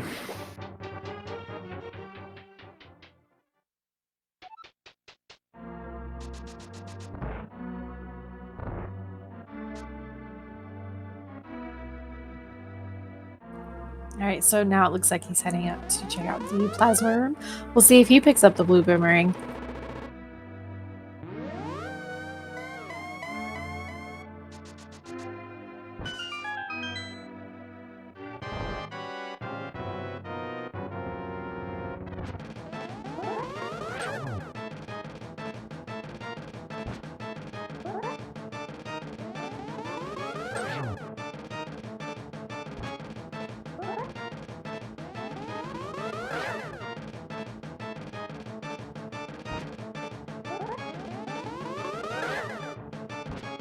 All right, so Maniacal won the bounty.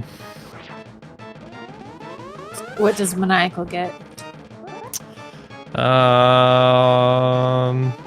know what? He'll know. Oh, good.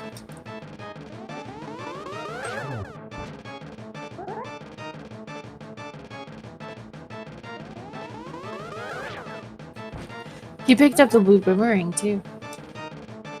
Even better.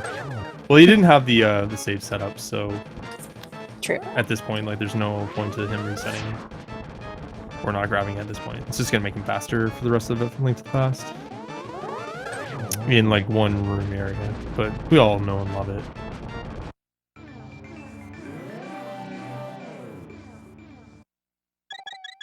All right, Raikou getting through Aga 2 or Aga 1, sorry, getting a little ahead of ourselves, and probably gonna go ahead and pick up those segments now.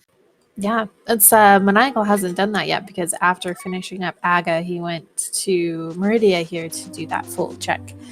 So we'll have to see when he makes it back towards there.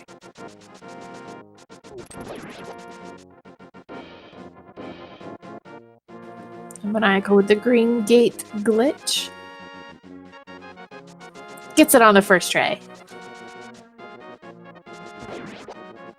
He's gonna blind check Main Street here. Oh, loses echoes. It's fine. He's gonna try and 3 taps out of this. No, he's not.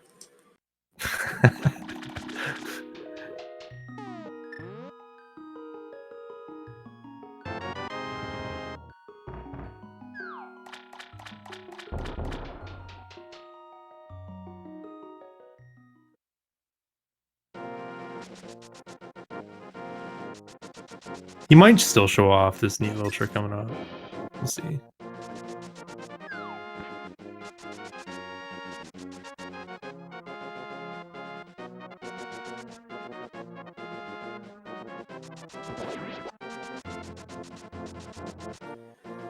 Alright, so Raikou now with the Titan's mitts. Looks like he's heading towards Village of Outcasts, so probably going to do the Smith's Chain. We also, have we seen Graveyard Ledge and King's Tomb? We've seen King's Tomb that had the X-ray. Oh, yeah, okay, yeah. Graveyard we've seen as well. It was nothing. So yeah, Maniacal only did 1 pit, so he's going to route this in a little differently. He's going to do the 2nd pit now.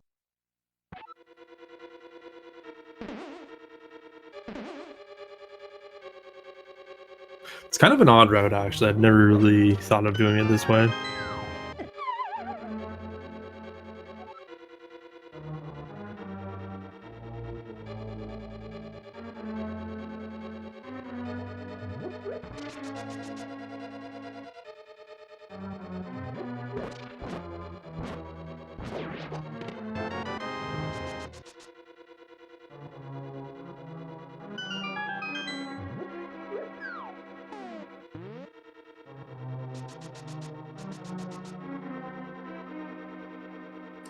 I wonder if Raikou will check what's on Ped while he's doing Skullwoods here.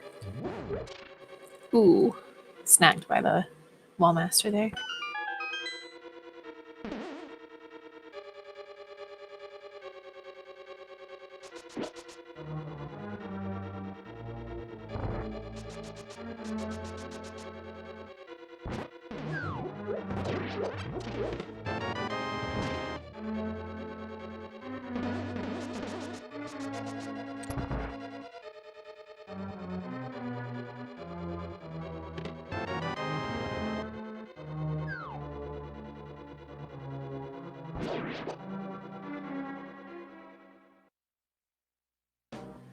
All right, so Maniacal also probably heading to Sanctuary, gonna go pick up those Titans mitts.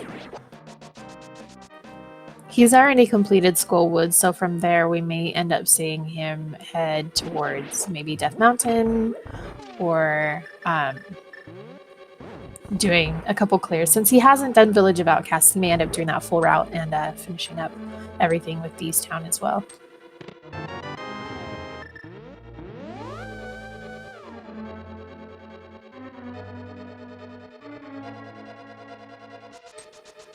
Alright, Raikou heading to the back of Skullwoods. Again, we'll have to see if he decides to check the pedestal once it finishes up. Maniacal has already been through here, so we've seen the full completion for Skullwoods. Will be a pretty simple fight for Raikou with Tempered Sword and Fire Rod is back up if he needs it. I think at this point the only meaningful thing that could be on pedestal is Varia. Yeah, definitely. Flute could be there, but whether they decide they want to pick it up or not, that is entirely up to them. Probably not worth it, because they do have a way to get to the Mire area without Flute. Yeah, for sure. I think at that point they just kind of suck it up and do the hell run over to Lower Norfair through the acid bath.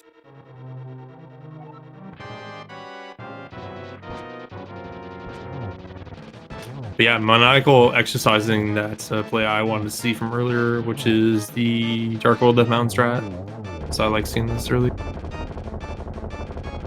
Nice moth kill by Raikou. Yeah, it's very well done. Using the Fire Rod strats. Maniacal just had Tempered that he used, so...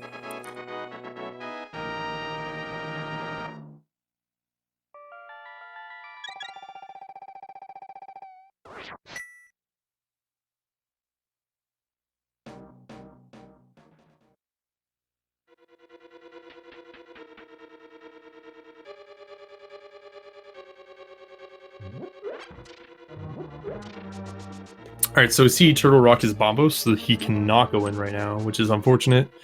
I'm sure he would love to, already being up here, but you know the old homage, if you don't have the medallion, it's going to be here in Hookshot Cave, so we'll wait to see that.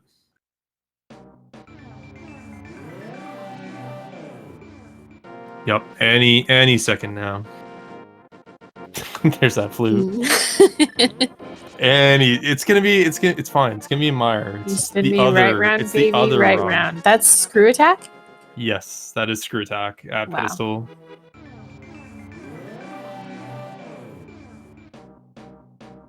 So heads up by Maniacal here. He's gonna go ahead and check out Ether while he has the.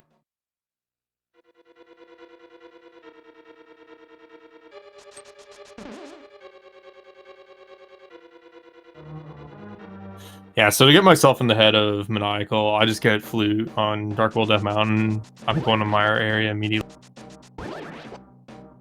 There's just not really good options ahead of him. He could play like a Pendant Swamp. He could go to Ice, being a Crystal. Does he want to? Probably not. I don't know. I would just chase Mire myself in the area. And of course, Desert as well is open now too.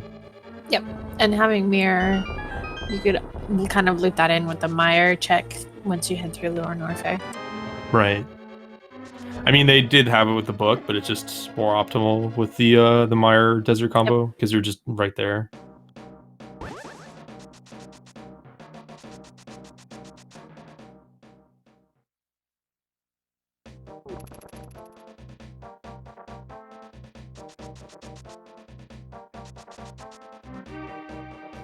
Though we only have Ether, and it could be Bombos or Quake to enter in Misery Mire, so we might not have full access to that. But still being able to check the Shed, Checkerboard Cave, Desert, all of that information. Did we see what Turtle Rock was? Yeah, it was Bombos. Okay.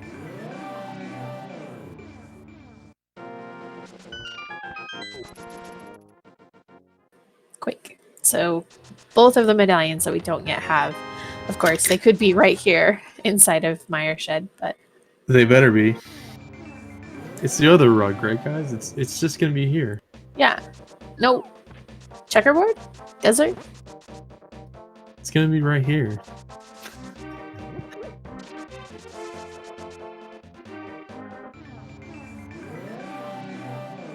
You know, it's fine. Who wants to go into those dungeons anyways? I'm just looking for Varia.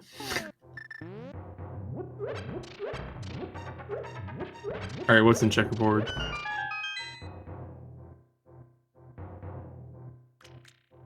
Just more love.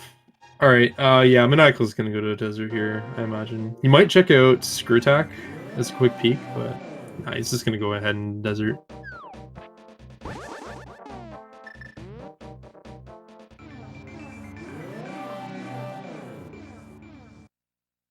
Why'd he leave the red rupee there? What's that condor gonna do with it? Like, hello? Just grab it. He doesn't need the money anymore. It's definitely not a trap. He will not activate when you grab that, for sure. Hey, big key. So boots were required this seat. No, really? That'd be a miracle. That never happens. Ever. I say that with a lot of sarcasm, as boots, of course, were required for Lumberjack.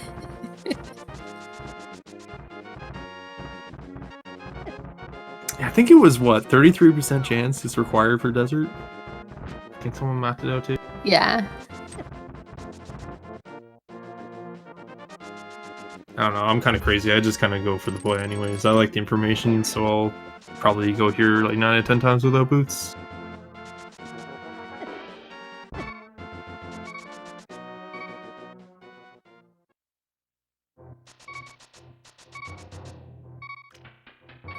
Right, so Raiku's going to be picking up his flute here in the Dark Death Mountain area.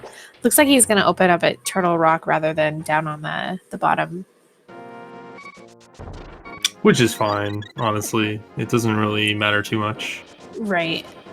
On the chance that Ether is the required medallion for Turtle Rock, you're able to open it while you're up there and kind of get that early access already started.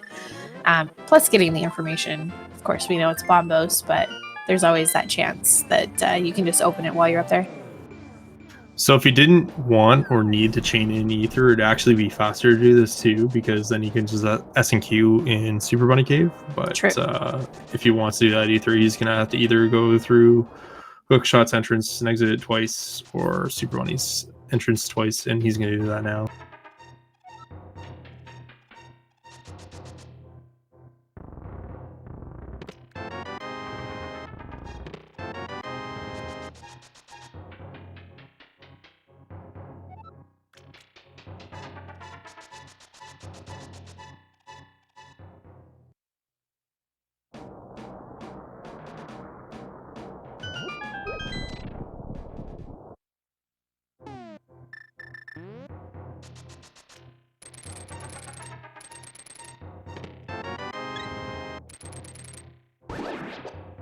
Alright, Lamo's done for Maniacal. He's going to go ahead and find out what the other items are in the desert.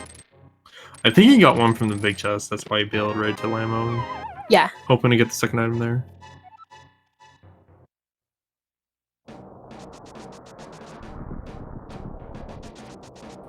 And Raikou probably thinking Ether Tablet and then maybe into Spike Cave.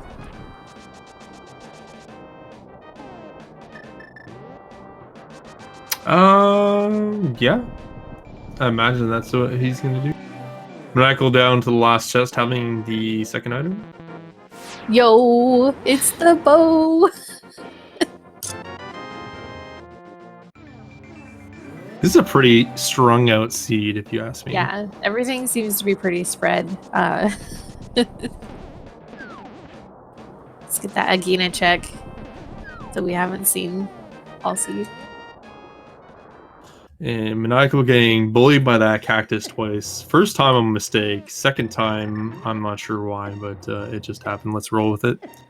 Yeah, and we are still a couple medallions away. We need both Bombos and Quake from Misery Mire and Turtle Rock. So we are not yet quite at go mode. Not quite. I mean, If they had E-tanks, Yeah, they'd be yeah. fine. But yeah, Those I think couple of Maniacal. Meridia. Yeah, I think Maniacal's like, of course. So he has an easy play at pod, right, for crystals. So Yep.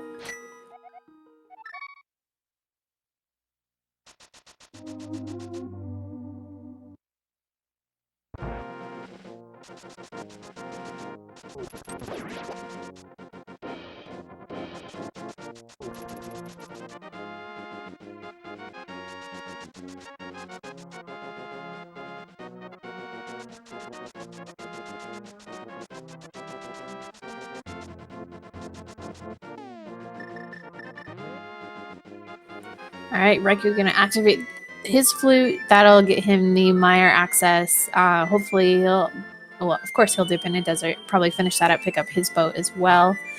And then I doubt he would dip into Lower Norfair, right? sorry, who would dip into Lower Norfair? The Raikou while he's checking out Mire and desert. Probably not. I mean, it's an option to check like Screw Attack, but I don't think either of them really have enough E-tanks to kind of warrant it right now. So I wouldn't expect it. I guess I'll put it that way.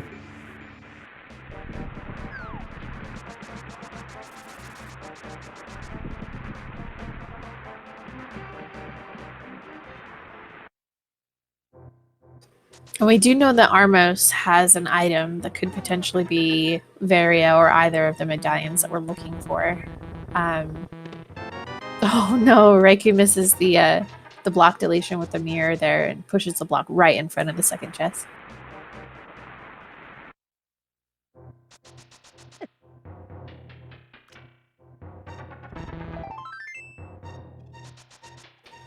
Alright, and we're going left side or right side, the bow side in pod.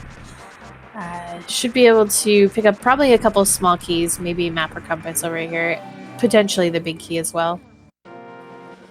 Oh, Maniacal doesn't have silver arrows yet. Where were those? Good question. I honestly forgot. Oh, it's in Thieves Town Big Thieves Town, Chest. yep, that's right. Yep. The Pendant Dungeon. So Maniacal has not been in Thieves yet. No. Probably won't go in there. And Raikou also leaving the big rupee with the condor at the desert ledge. It's guys, like, you have a condor with a red rupee there. It's not a trap, okay? He's not gonna fly after you by grabbing it, I swear. No, not at all. He's not gonna be upset that you took his shiny red jewel. Yeah, it's an Easter egg, guys. Just take it and see what happens.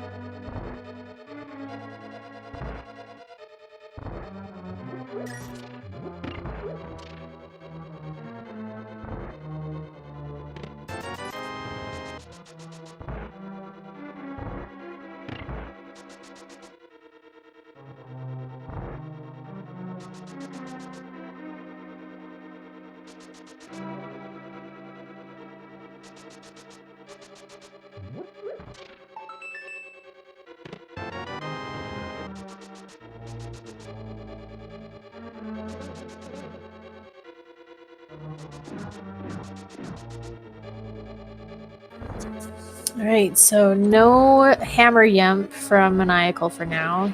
Don't think we've seen the big key, have we? No.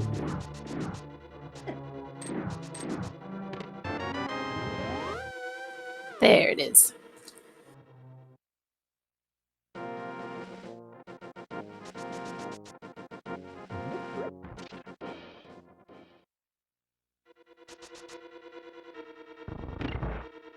We have actually seen all of Meridia, and Grapple Beam was not at Dragon or anywhere near Dragon because we haven't seen it yet.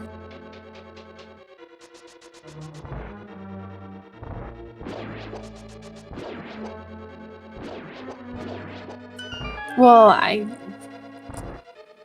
listen, Duck. Just saying it wasn't by Dragon.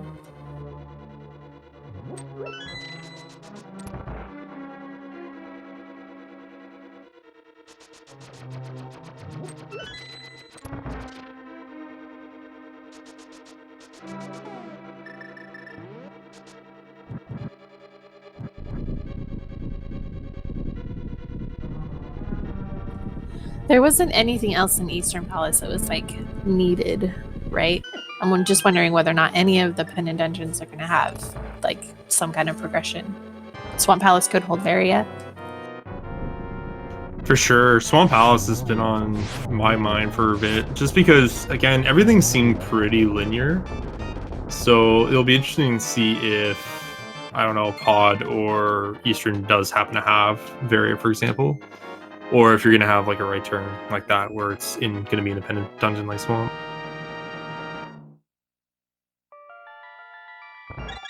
So I guess for the sake of this race, it's probably going to be more interesting if Varia ends up in Swamp, because then it's a question of when each runner decides to go there. If they decide to go there, or if they exactly do suitless.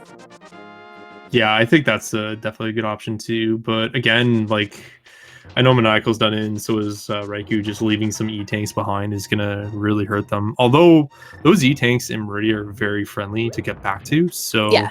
I can totally, if they need that option, they're going to spend the minute to go back and get them and then go through Lower Norfair. Power bombs are probably another big question. Like, missiles and supers for Crystal Flash are good, but their super count or their power bomb counts not that great for Suitless Ellen right now. So that's another big problem. I think I've seen like 25 was the most that either runner had. Yeah, they're lucky they have morph bombs and they have full beam, but they're definitely going to want at least 30, I would say, to make it safe. Yep. And raikourider warping in the 4 spot. This is looking like Swamp. Yep. And Bombos. Right. Like, I imagine he does Bombos first. No. Swamp first. Okay. I guess they're missing 2 medallions too. I keep saying they're like almost in go or they're in go, but yeah. Just the 3 items, really. That's it. It's okay, guys. I'm awake. Have a Red Bull. I need another one.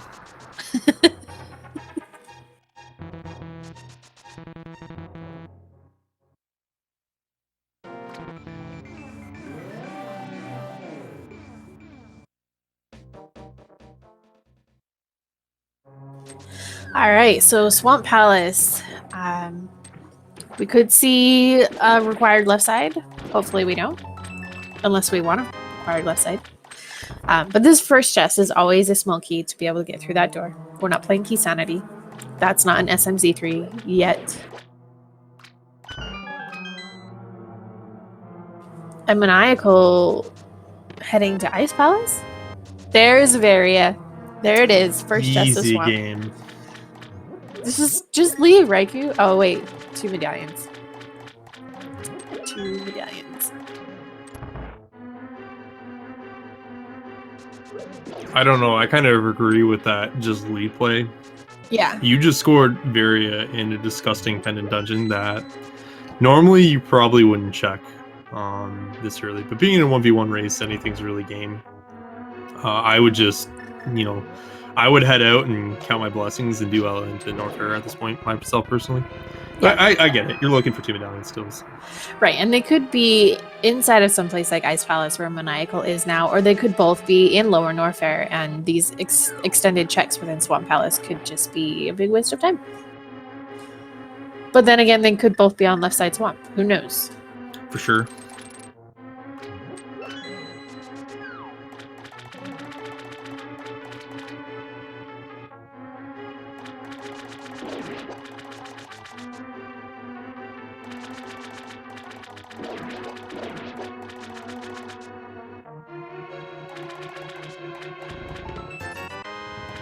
Fortunately, we know that they're at least not within their respective dungeons. Of course, we could end up finding Quake somewhere here in Ice Palace, and then Bombos might be within Misery Mire.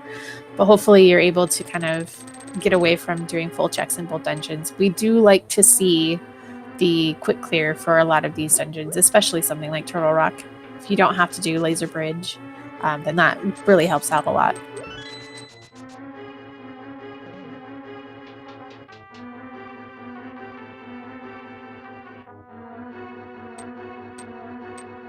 All right, Maniacal's setting up for the Ice Palace bomb jump. First try. But he didn't even have her. Nope.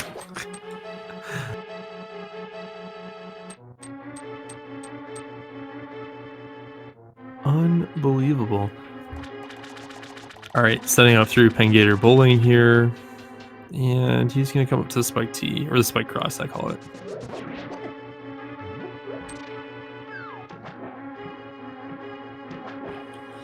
Yeah, we didn't have a small key, so we're not able to head over to the right. This chest here could have a small key. If I find that, I like to go back upstairs and then head across to the locked door over there. But big key, that's pretty all right too. Maniacal setting up this bomb jump. I see a lot more people lining up with the chest with their sword first, and then they'll try to get the sideways pixel lineup.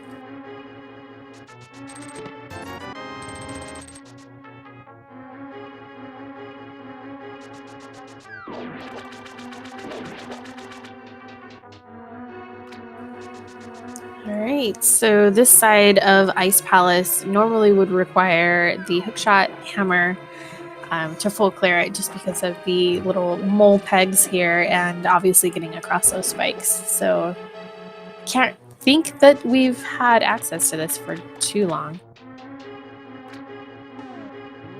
It's really the Titan's Mitts that put Ice Palace into a little bit of a delay.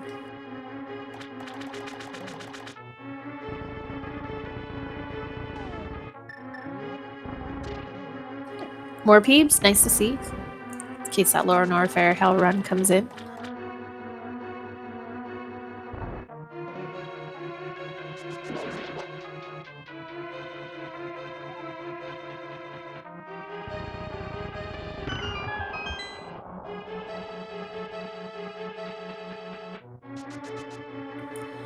Alright, couple items left for Raikou here in Swamp Palace. These two drown chests that ooh, there's the big key. That works too. So we're able to just kind of head upstairs from here. And this staircase is always funny in the combo randomizer. Anytime you head up it, it will make you automatically go back down and then come back up again. Yeah, there's a setup where if you kind of line up to the bottom wall, dash up. I can't remember what directional input you have to hold because I haven't gone up those stairs in forever, but it'll be able to cancel out that glitch. It looked like Raikou was trying to set it up by walking up the stairs with the sword out sideways, but I don't know if he got the lineup correct for it. And Maniacal, forget which pot it was that had the switch in Ice Palace.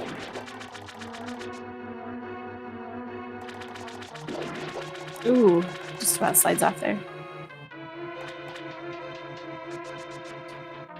Did Raikou not get that chest in the flooded hallway, or was that I just don't imagining think he did. And it could be that he's really only got like compass and map left. But why But would if he that's go the case, for swamp? right, all the way to Argus.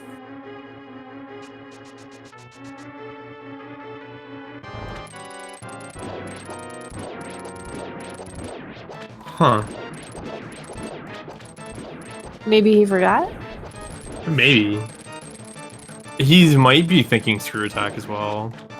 Because he might think Pod Eastern. I don't know, maybe. Yeah. That's what I'm thinking at this point, if he's doing this. Because he knows screw attack's on there. Yeah. Well, there's the map, so... Yeah, it's possible. I don't know if we've seen compass.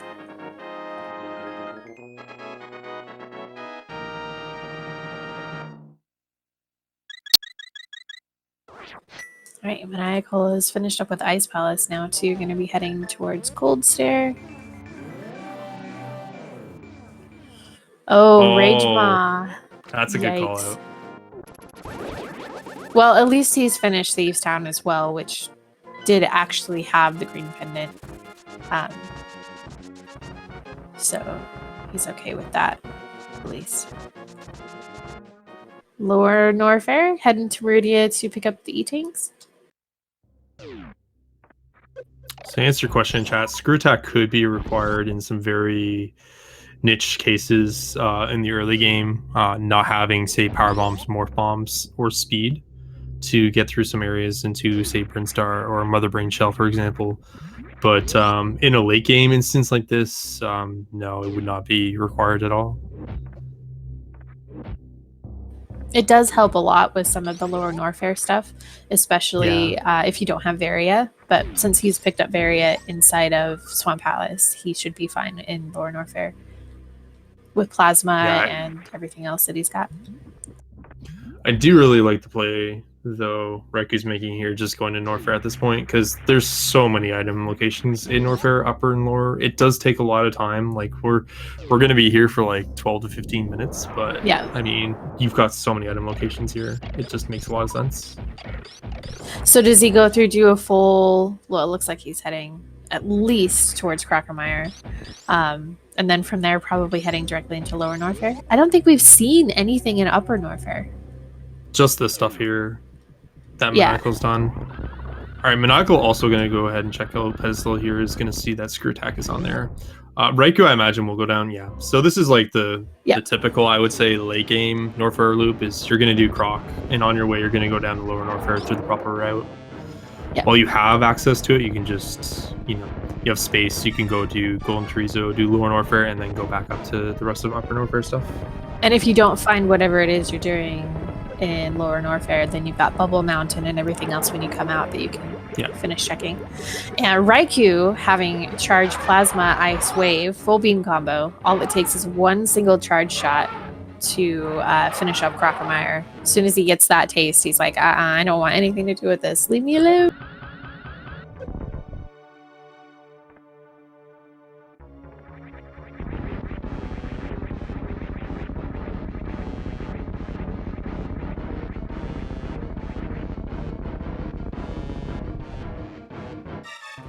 And Maniacal's still got all of Village of Outcast. He's got the Smith's chain that he could potentially be running through. So he's got a little bit of a loop here through all of Village of Outcast and everything that he's going to need to clean up that he hasn't done yet. He may end up getting the silvers in Thieves Town if he goes into Thieves Town with it being a pendant. Right. And while he's a crystal ahead of Raikou right now, Raikou does have the Varias, so it's basically borrowed time. So him being with where Maniacal is position-wise, he probably just goes ahead and does Thieves Town here, unless he's thinking like Smith's Purple Chest route while he's doing the VOO stuff. Yep. So it'll be interesting to see how he routes this in.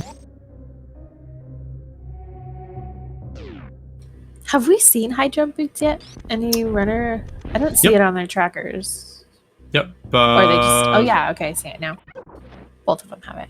Yeah, high jump boost was at Kingston. Oh, I thought you said X-ray was at Kingston. Solski, did you lie to me? I lied.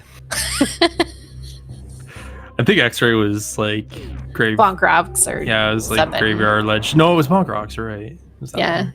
I was gonna say I think it had to have boots locked, just based on where they were. So if you ever wonder why I've never tracked a race before, this is why. All right, so Crockermire has nothing. We do see a reset, and that'll send Raikou back to the ship at Super Metroid. From here, does he just head down Red Tower all the way back through Norfair? Oh no, he saved. Okay, he saved at Crockermire. My bad. I didn't see him pop in there. Yeah, if you did reset the ship, you can just go through the lower Norfair warp at that point, Meridia, but I would question the time gain. So yeah, this makes a lot of sense.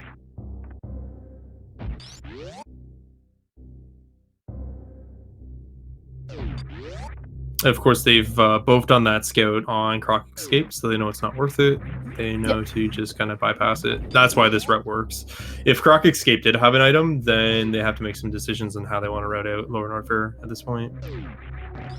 I mean, you could always just go grab the item and then still head through the lower Norfair you could. area. You could.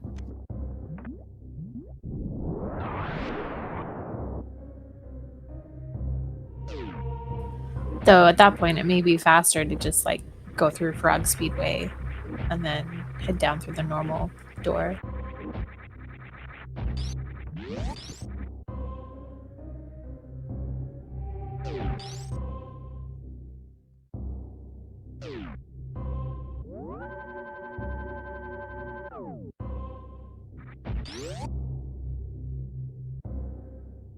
So Raikou taking the safety save here at Lower Norfair Elevator. It is a marathon, so of course safety strats always good.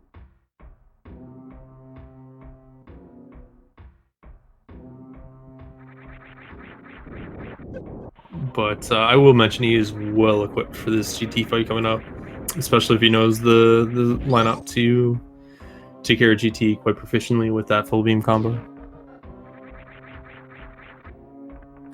Yep. And plenty of, well, I guess he's not full on super missiles, but if he had all 60, that would be more than enough super missiles for GT as well.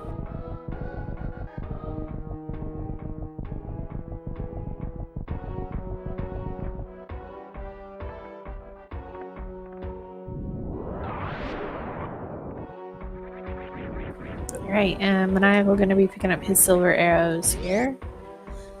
That'll still be nice for some things. Like I don't think he has finished. Oh, he did finish pod.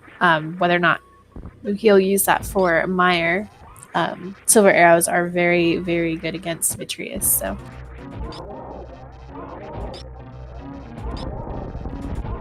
All right, so Raikou positioning himself in the correct spot to basically cheese the GT fight.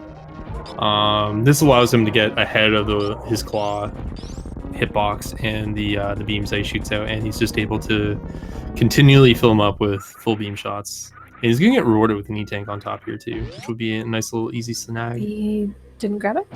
Nah, I guess he's on stand-up energy, so he doesn't need it. Yeah. But you know, it's definitely a thing you can get with no fanfare. Right, and there's also a chance that through Lower Norfair or in Bubble Mountain that there could be another E-tank as well. Yeah, it is a race, so he might be thinking, hey, I need to get up as much time as possible too, so. Yep. I'm going to do a little farming of super missiles here. These rippers, it's like guaranteed unless you're low in health or have full super missiles that they'll always drop supers. Yeah, it's like some ridiculous percent that they might drop full energy, even though you weren't on danger health, but yeah. I think I've only seen it like once. And when it happens, when you're trying to farm, you're like, what the heck?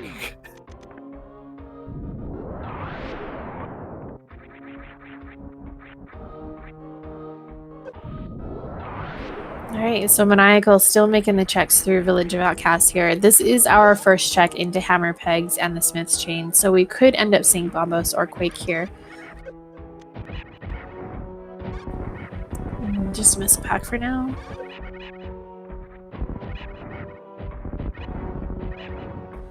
These gold pirates are very stubborn. This is probably one of the places where having screw attack can really make a difference. If you don't want to have to kill them with power bombs, charge plasma shots, or super missiles.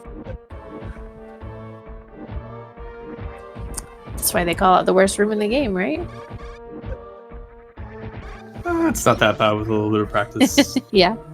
It is bad though. Like it earned its name. I'll just put it that way, but yeah. Ooh, half magic. That's pretty nice to find before going into some of the later dungeons of Link to the Past. Yeah, will benefit Raikou here not going into ice yet.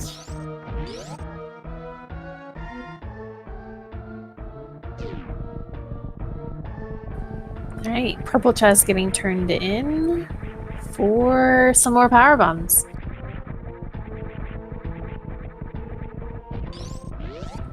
But he is fluting to 4, so he's probably heading in a swamp, so he's probably going to be picking up that Various suit. Yeah, I imagine looking for 2. Flute? Oh, you're not doing what I think Eastern. you're doing. Okay. Oh man, I think what's saving Maniacal right now is he's still looking for 2 medallions as well. Yeah. Just because like that variant is free. It's like the first chest in swamp. I think once he goes in the swamp, he just bails personally, Because he's done almost everything outside of it, and he just knows where his percentages will be at that point. Green Pendant turned in for powder, but we've already seen Magic Bats. So yep. Maniacal did the fake powder earlier. Was it Maniacal?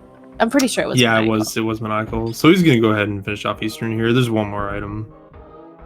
And that could be a medallion to get into something like Turtle Rock, which could have Quake for Misery Mire. So it may work out for him in the end. We'll just have to see.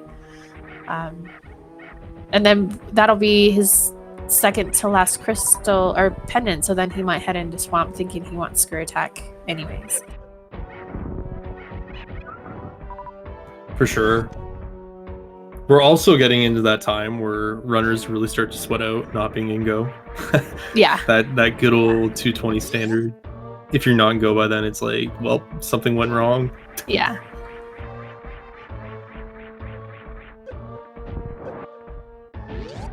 Especially when you've done all of the checks that you can think of. Maniacal having Check Shack Tool. I don't think Raikou did. You've seen Pedestal. You've seen pretty much everything you could think of to check that could have the last Super Metroid item, because anything in Link to the Past could hold anything in Super Metroid. Except GT, of course.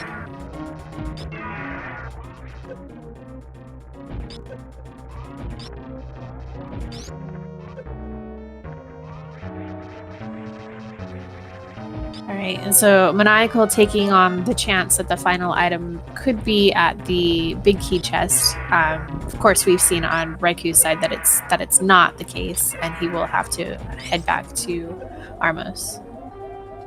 Ooh, that health. Stop it, Ridley. There we go. There's been a couple times that Ridley has just decided to run into me instead of picking me up, and it gets really dicey there for a little while. He's just a giant dirt.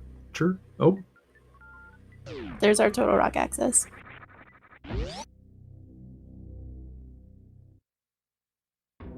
All right, so for Maniacal's sake, he needs to find Quake here, I think. Yeah, I agree.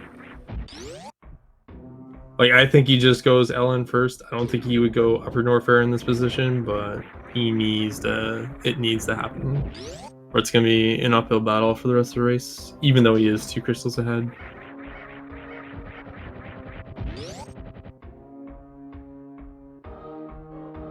Like, if Raiko is feeling really adventurous here, he can just go right to Turtle Rock. It's 6 items waiting for him up there versus, what, 7 in Upper Norfair?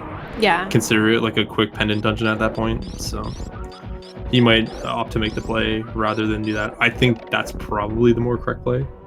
And that will also lead him to Fat Fairy Crystal number 2, which the other one was Pod, I believe. So yeah. Do you, in an instance like this where you're talking about Raikou's route, do you go backwards through Amphitheater and take the portal back, or do you full clear out of Lower Norfair? I'm sure he would love to, but he doesn't have enough energy. Yeah. He could Crystal So he's Splash. probably going to do... Oh, no, he can't. He doesn't have supers. No, yeah. But he also wants to do, like, the Ellen Escape items, too. Yeah. So he can just check, like, Bubble Mountain and Bail. But I think once you do that, you're priced in. Like, you're already here. Right. So we'll see. It would be lucky if he got a vanilla E-Tank at the Firefly room. But even then, the remaining items in Lower Norfair are probably more worth it. And maybe now Maniacal's going to Swamp Palace? I didn't see what Armos Knights had. I was watching right here.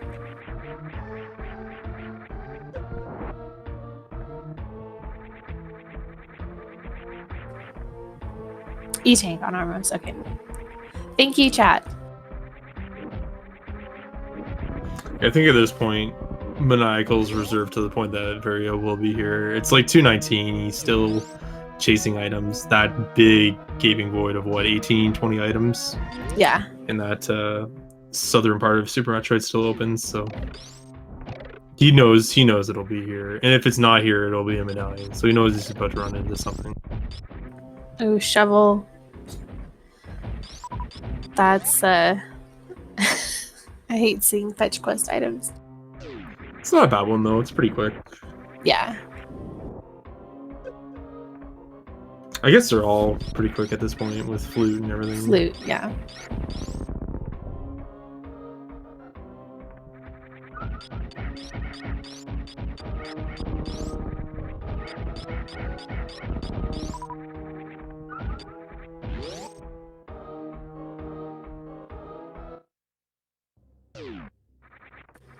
Well, Maniacal is at least making the play to pick up the Varia, which will lead him to Bombos, but whether or not he decides to full clear Swamp Palace, on the chance that either of the two medallions are there, we'll have to see what kind of action he takes after picking up that first chest.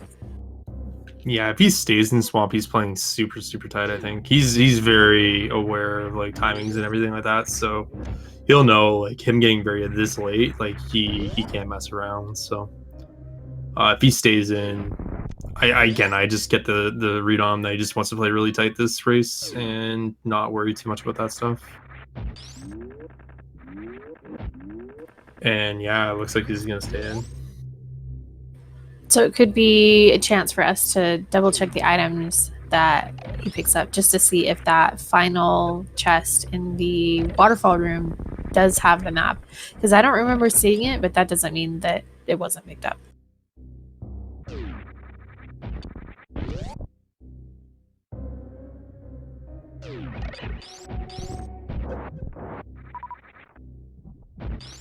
A couple items here at the vanilla speed booster location. One just above the door outside of the item room, and then the speed booster item location as well. Super missiles. And a heart container. I almost would think that Raikou would pick that up because he has been a little low on health. But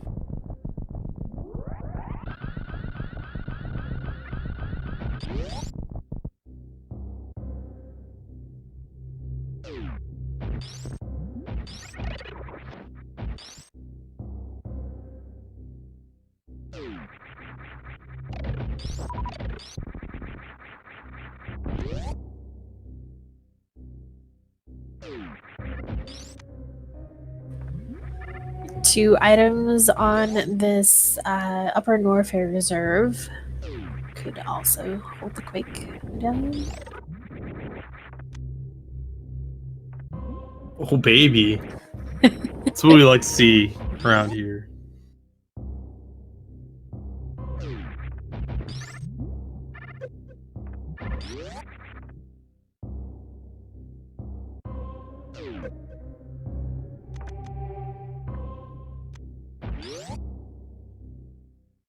Alright, so the last remaining item here for Raikou in Norfair will be that Cathedral item.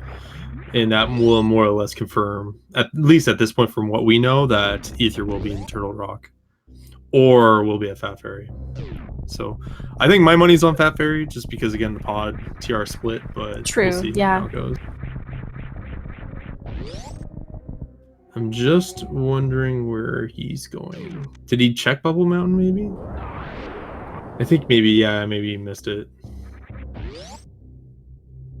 Okay, yeah, he's gonna do that in the Speedway. Alright.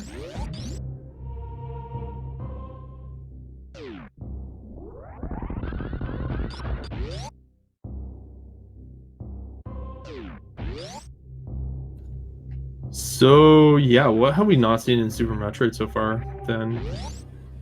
I honestly am not sure that we have missed anything in Super Metroid.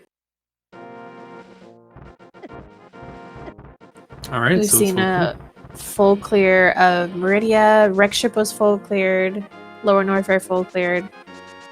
Like, pretty sure we got all of Upper Norfair full cleared. Oh, Wavegate. Maniacal would have done that, though, I imagine. But he didn't have high jump boots, so I'm not sure. I don't know. I don't recall seeing either runner do that, but we also didn't see Maniacal's Brinstar checks. Yeah, that's right. I'm gonna go out on a limb and say he did. Yeah, probably. Yeah, Raikou heading right on over to Turtle Rock. Why not? At this point.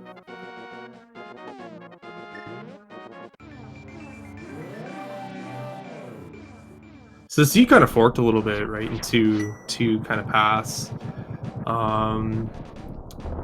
Led all the way to those Titans with the gravity to the lamp to Titans.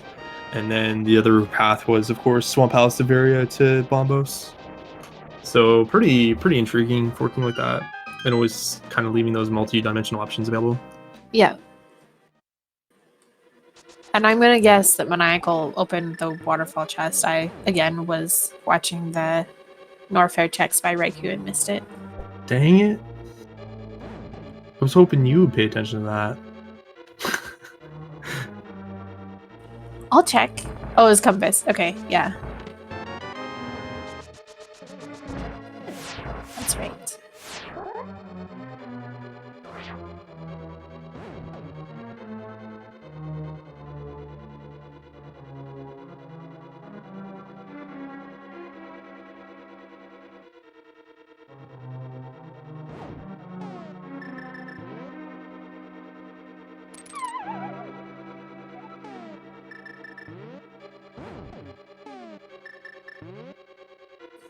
Alright, so Turtle Rock, there's quite a few items here.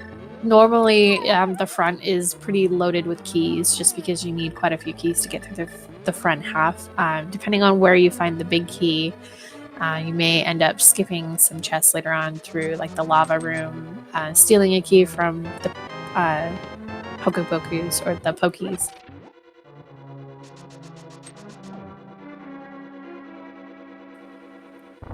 But the Hoku, what's it back now? half is Hoku Boku.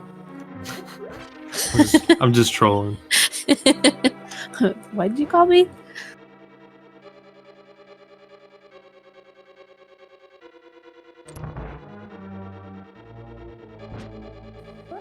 The orange snowballs that like bounce around in a pile of 4. The orange snowballs. Yeah, haven't you ever seen like those donut candies that are like the purple coconut covered, or pink, I guess, coconut covered like chocolate balls that are called snowballs? They look like those, but there's like 4 of them stacked on top of each other. You know, what was And they're it? orange instead of red. What was that movie? Zombieland, I think it was. That's Yeah. where I found out about them. Yeah. So I never knew they existed until then. I'm like, what's a snowball? And then they showed it. I was Yep. like, yeah, that's a snowball, I guess. Yep. Just what I thought was pink.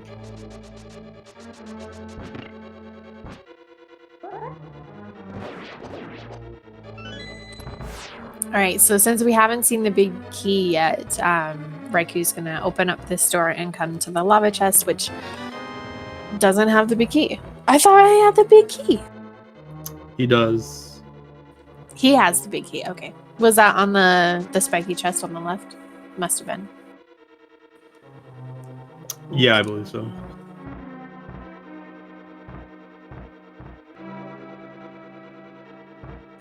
All right, so Maniacal is heading over to Bubble Mountain. He's not going to do Crocomire, it doesn't look like. He's just going to head straight to Lower Norfair. That might be good. Could save him some time once he finds that Bombos behind Ridley and also follows up with a Turtle Rock check. It doesn't surprise me too. He's prioritized like crystals first and then independence. Now he's doing Lower Norfair first. So he's going to like seeing that Bombos. Let's just see if he has, you know... if he has that same kind of plan or game plan, if he wants to just rush TR at this point, because that will definitely keep him in check in this race. If he decides to do the rest of Norfair, it's going to be real tight, if not leaning a little bit into Raikou's favor at this point. Raikou does have to do 2 crystals, but again, if this TR play leads to the go mode, he can just go mode Ice Palace, which will save him a couple of minutes there. And then Pod, unfortunately, Big Key very deep in the dungeon won't save him as much time, but there's that. I did like the speed, the Echo space jump there to avoid all those fire pits. puffs. It was really nice. Yep. Yeah.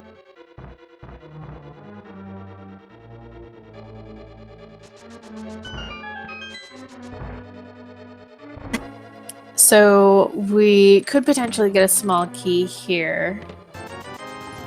Nope, 100 rupees. So we've got a key and some more items on Laser Bridge that could possibly have our Quake. Outside of that, I'm not really sure where Quake's going to be. I mean, it has to be here, right? I'm pretty sure we've seen... Oh, dig spot. Shovel. Fat Fairy. Yep.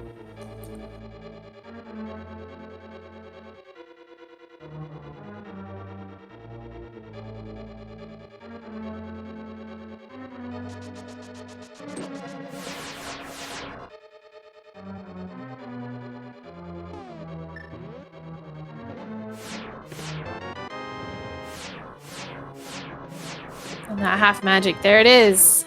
Raikou is in go mode. It's probably not a good spot, honestly, for Maniacal, just because like he'll be happy when he's in go mode or not. I don't know because of the time, but like Raikou now has again that advantage of go moding Ice Palace and Pod, so doesn't have to worry about Fat Fairy. I guess Maniacal won't either.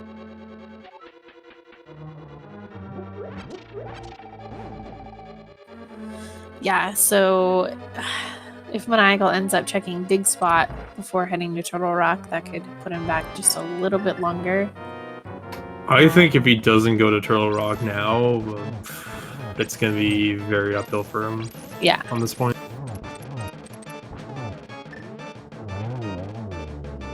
Raikou having a bit of a problem with the first Trinex head there. Had a little bit of a kind of a weird movement on the Firehead, so he's been able to recover. And is able to get the Ice Head there. Good work.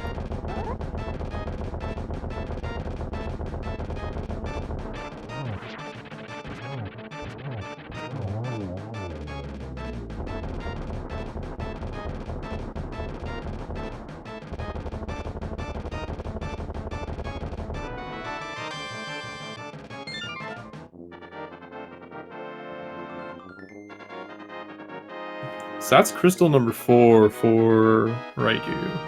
Okay.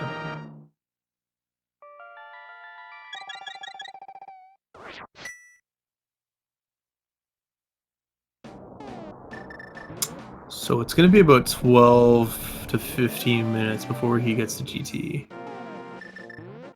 That's pretty much what Maniacal's time buffer is going to be at this point.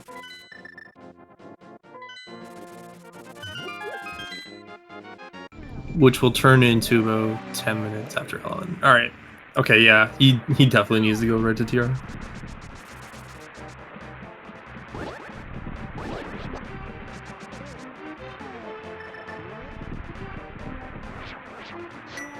So if there's anybody in chat who is new to the combo randomizer and interested in starting to get into playing, you can always go to samus.link, which is the website to start checking out the randomizer.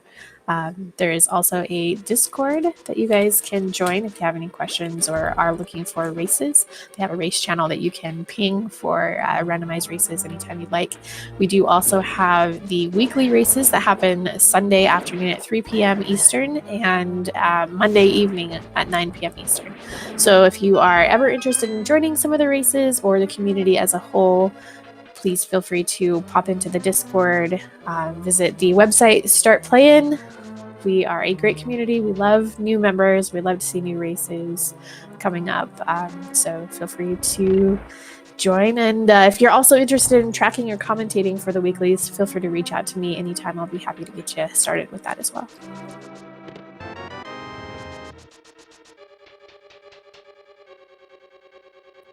Early big key here from raikourider as well, Admire. The Godmire.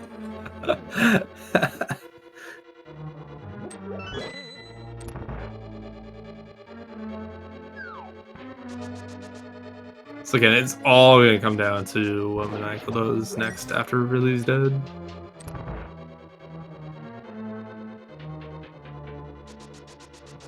Like, I think we all know and establish what he needs to do. What I think he's going to do is he's just going to clear Upper North Fair, so we'll see.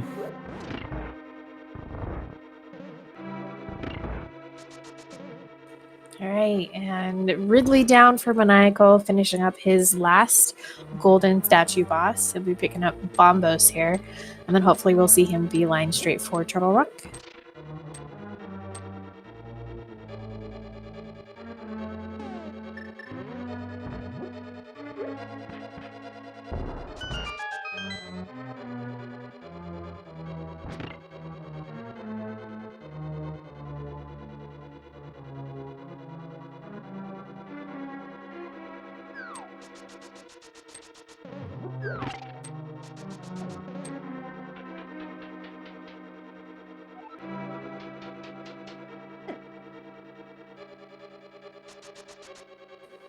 Oh, if I could whistle, I would totally whistle about 7-8 times.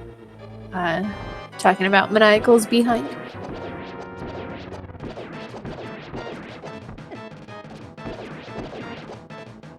I'm not going to talk about Maniacal's behind. Oh, all right. I think that's probably smart.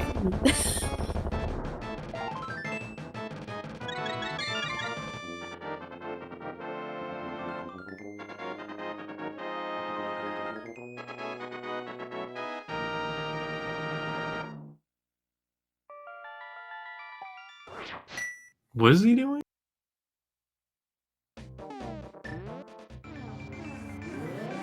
All right, moment of truth. What are you gonna do?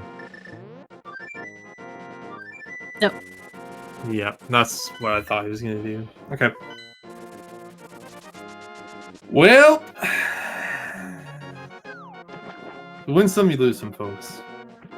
Yeah, and Maniacal and Raikou are good friends, and so it's not like they'll work it out, and it'll be fine, and we'll see them playing again another time.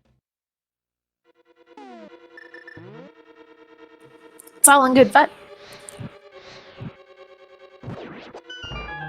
Nah, man, it's serious business.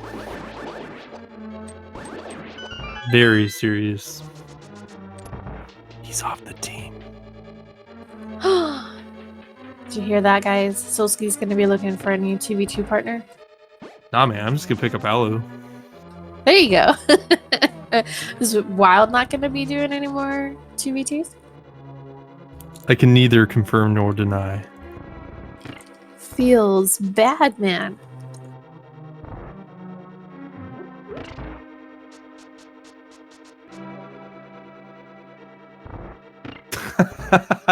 Those key hunter misses though, and he still goes back up to the guard. That's amazing.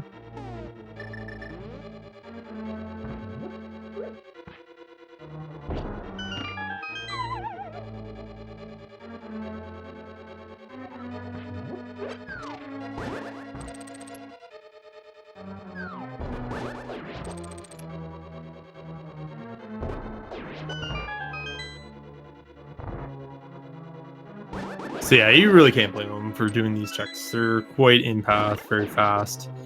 The one option he does have is Crockmire area. Again, I don't think he'll do that, but I don't know, to be honest, what he's going to do this point. I would think that as far as density, Turtle Rock would be the better play, but it's also in path, right? It's another crystal. Yeah. Because that crystal lead is about to diminish once Raikou is finished Ice Palace. And he will be done ice before Maniacal even has an idea what to do at that point.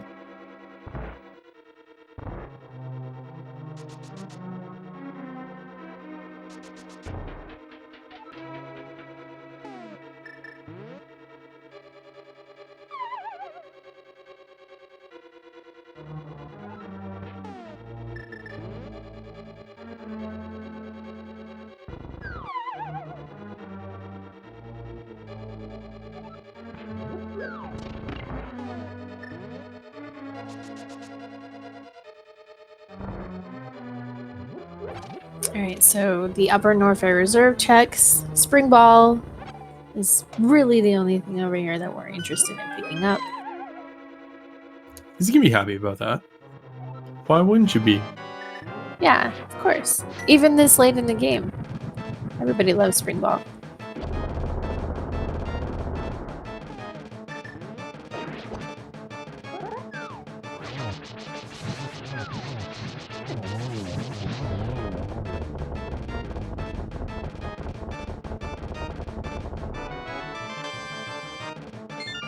Alright, nice kill there by Raikou on the Cold Stare Puffs. Yeah, it's nice to have at least Tempered Sword, and then Half Magic always makes using the Fire Rod quick and easy. It's a very comfortable fight at that point. Well, All right, Crocomire, here we come.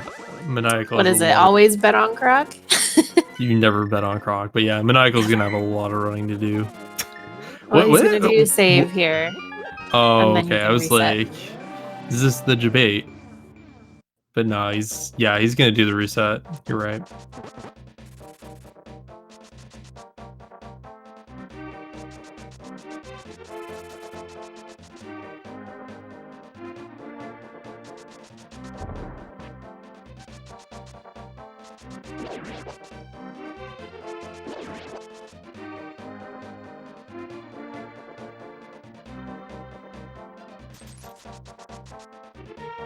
At least he's dancing with him.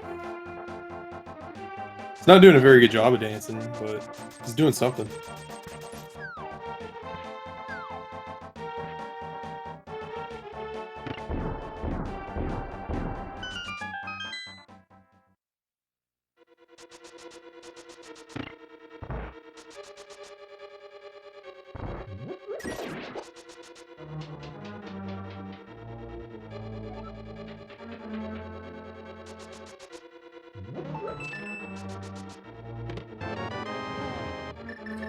All right, so even with the pod Big Key being pretty far into the dungeon, there's really just not much that Maniacal is going to be able to do to catch up on this when he's heading into Croc.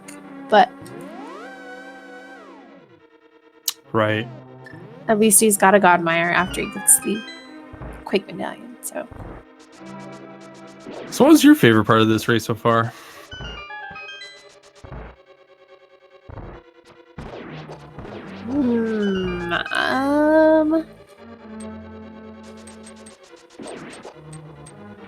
I liked the Aga play and how it worked out for Maniacal to pick up that lamp after he finished it off. Yeah. My favorite play was when Maniacal murdered Shacktool, personally. But... That would be your favorite. What are you trying to say? Try to say I enjoy watching that guy get killed over and over? Exactly. Because that you'd probably is be right. the truth. Yes.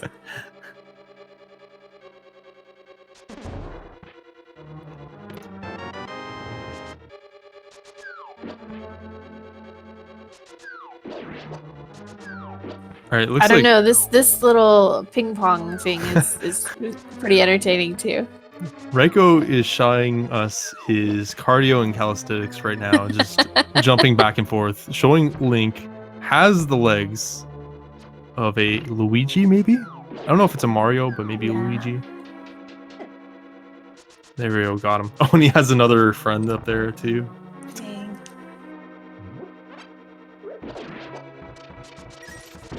All right, so we are finished with Shacktool. Maniacal has reset and is on his way up, hopefully straight to Death Mountain? No?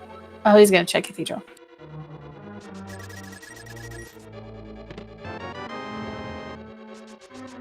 All right, and big key in this chest for Raikou. Gonna mirror and head straight to Helma. Oh, there we go. Curious why he went down and right over there.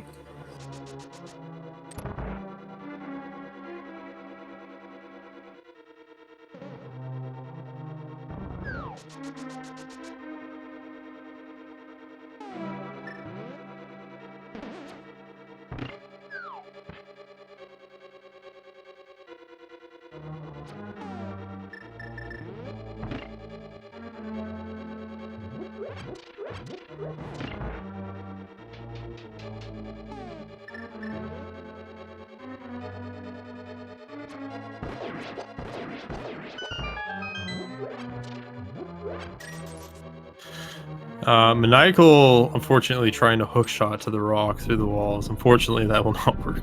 I'll have to wait for that dead rock to kind of get out of the way and stop being mean. You can't hook push them all. Nah, you can't.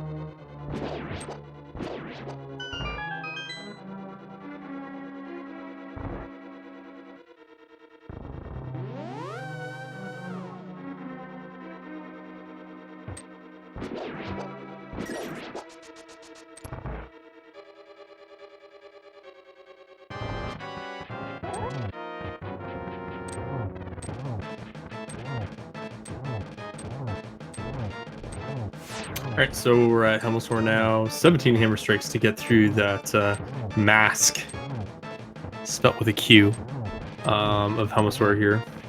Quite a lovely mask, too. But he's Is gonna that like the destroy it. French spelling for it? Masque. Aha. I don't think that's how to pronounce it, but that's fine. No. 1 silver arrow shot and kills off Helmsor. You could use like 4 tempered sword swings as well, but I mean, if you have silvers, why not? So there's no chance that the GT Big Key location could be enough to allow Maniacal to catch up, right?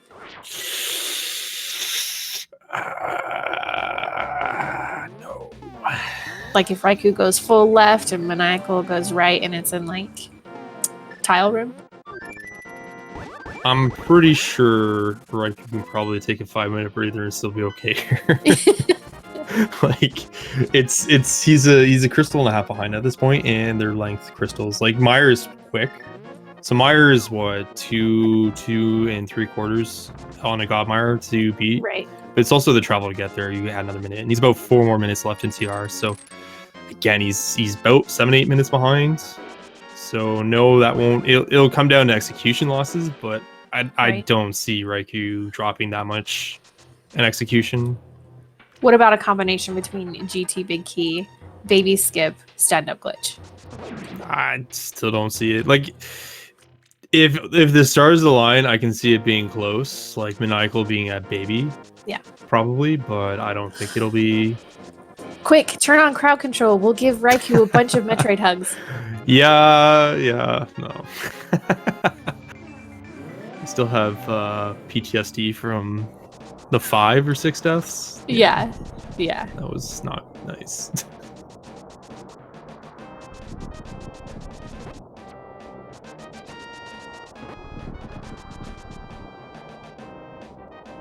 Yeah, right. no one. Oh, sorry. Go ahead. Get your last guesses in chat, real quick. Don't do it. I didn't. No. I stopped. Don't get your guesses in chat. Stop immediately. Stop. I am the meme police. Please stop. Numbers are still coming in. Okay. So yeah, let's see where the GT Big Key is. Again, yeah, Maniacal's is too far behind at this point, but hey, it's still going to be a little close, I think. But Yeah. Yeah. And there's really not anything inside of GT that would be of any help at this point. Both runners have silvers, both runners have red mail. Another sword might be nice, but they are probably solidly confident with tempered sword. We've got all of the beams, enough energy and ammo in Super Metroid, so pretty much anytime we see that Big Key will probably be done. I think both our runners put on a great show tonight too. Yeah, absolutely. This is a difficult seed with the Aga play, the Varia hiding in the pendant dungeon. It was really strung out. Like, oh, and there's the Big Key. Okay, there's the relief package, I guess. Just all right, you've earned this. Just go home. Here you go.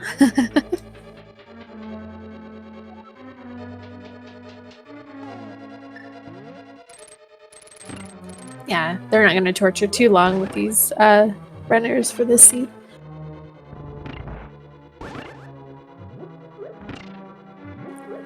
We'll definitely be like in the range of a 310, but probably not a sub 3. Yeah, sub 3 is impossible at this point. But the seed's pretty bad. Like you'd have to have a good read on where everything was and excellent execution at that point to contend for that. But yeah, like I can see, like if this were a bigger race, like in our community, I can see like 245, 250 being the winning time.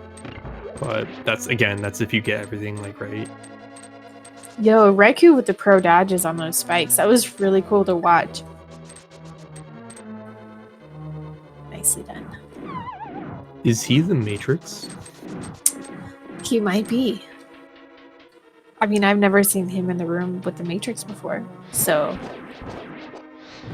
Neo himself has graced us with his presence.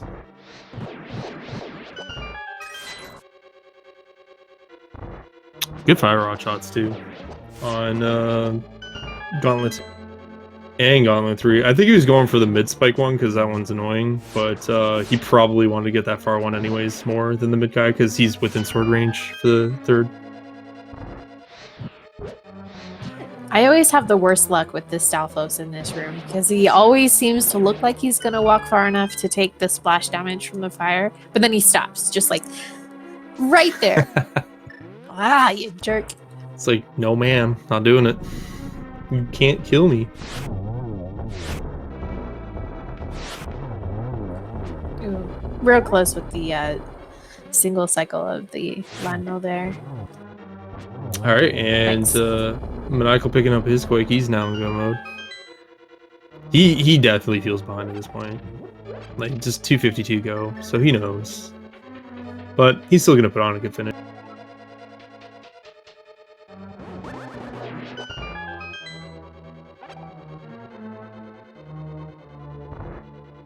Huh, I didn't know you can go up that way.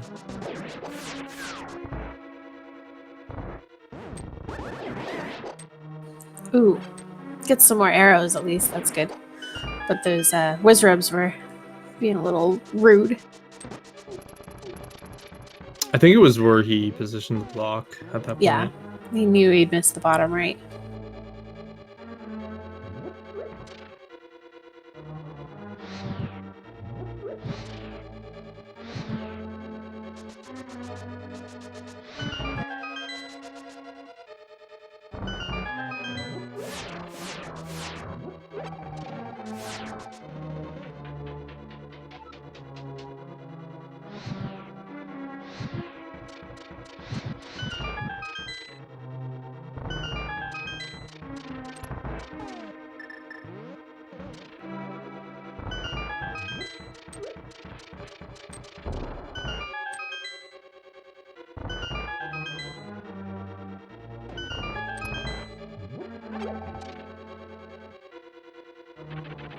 Raiku's saying no more to any of these chests. No. And he's off to the final boss of the game, Moldorm 2. Easy every time.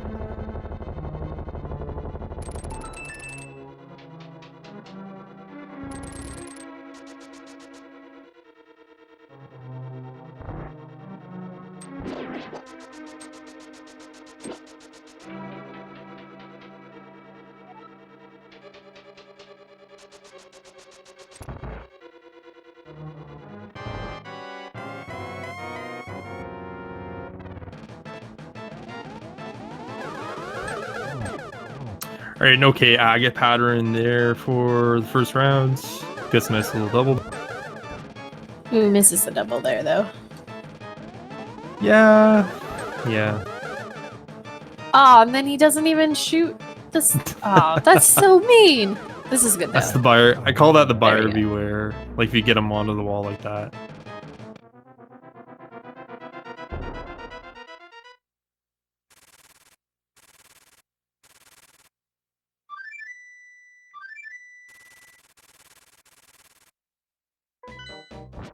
All right, Maniacal. Yes, he's gonna hover. Let's go. Ah, If he falls, he's again? off the team. He's off the team. all right. That's strike 2, buddy.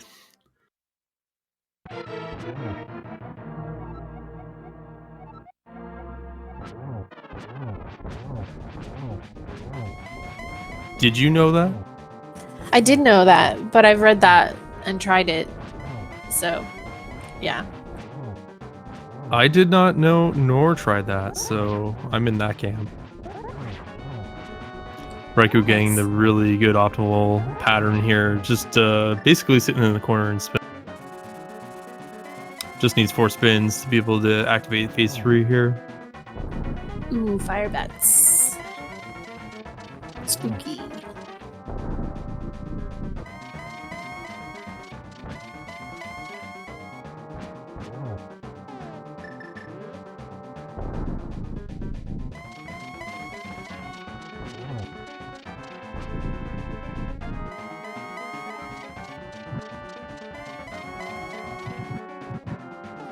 So I don't know if I would necessarily say that the seed was trolly overall. There were some things like an aga required seed for the item at Lumberjack, but I think it was really just trying to consider the logic, the locations that you had available to you, whether or not you wanted to dip into a pendant dungeon to find the item that you needed, or really if it just came down to not really being all that trolly, in my opinion. It gave you very at the right time to just make the seed 15 minutes longer than it needed to be at that point.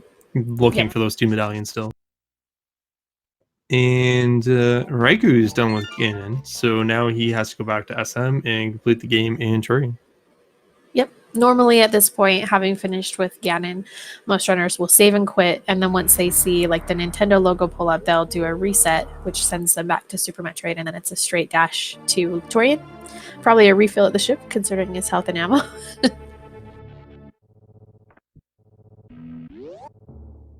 Sometimes you may see some runners save Dragon if they've, in go mode and they have Dragon left, and then they'll head to Dragon, do that last, and then head towards the ship from Meridia. But having finished Meridia quite earlier, they can just save and quit and head to Torian.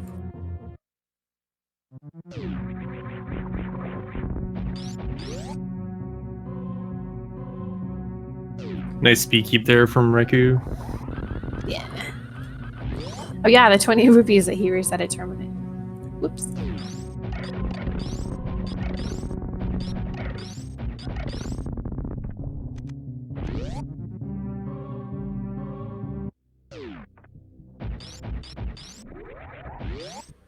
So the question in chat about BK mode, that isn't anything that you would experience in a normal SMZ3 run, but it is a phrase that's used in multi-world runs, and I believe it started with Zooter, or Ocarina of Time multi-world.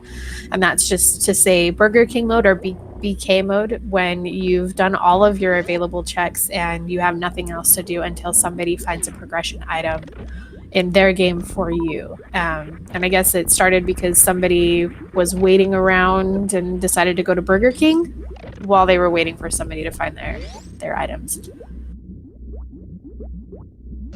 But like, why Burger King though? Like, I don't know. McDonald's? There's so many better places. You guys got Chick-fil-A. Chick-fil-A, go there? exactly. Like, or Popeyes. I don't know. That's squandering a national treasure. Okay, like I'm Canadian, and I went to the States again recently in October. I had Chick-fil-A for the first time. Let me tell you, that's good chicken. Yeah, it's a pretty good sandwich. Yeah, we don't have them up here, so that's unfortunate. Yeah, but you guys got Timmy's, so. Yeah, but it's not that good. All right, and Maniacal is it going to make the play to go right side GT. Tracy M in chat pointed out that the location of the big key in GT may end up being troublesome for Maniacal simply because of how he generally routes GT. So here we go.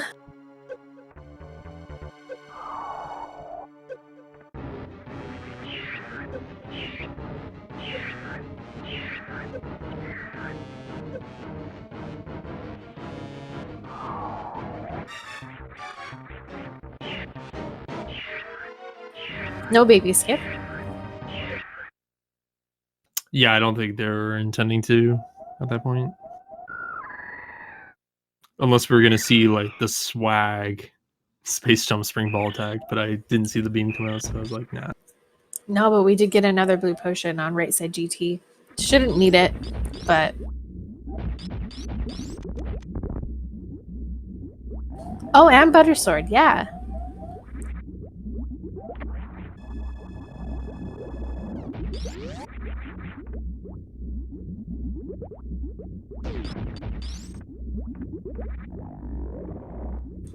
Ace of Arrows in chat asking what happens when you finish one game. If you finish Link to the Past first and you beat Ganon, when you walk into the Triforce room, it will send you back to the top of the pyramid. Just in case there are other Super Metroid items that you still need within Link to the Past, you're able to continue playing in it. Most runners will then save and quit from the pyramid and then reset, which will send you right back into Super Metroid. So you'll probably see Maniacal do that once he finishes with GT. If you finish Super Metroid first, you will defeat Mother Brain and the kind of like escape planet exploding sequence will begin. And you will kind of go through the escape sequence as if the planet was actually still blowing up, but the timer doesn't appear. And once you get onto the surface of Criteria on Zebes, then the explosions stop and you're able to continue playing through Super Metroid, just in case there's a link to the past items or anything that you also still need.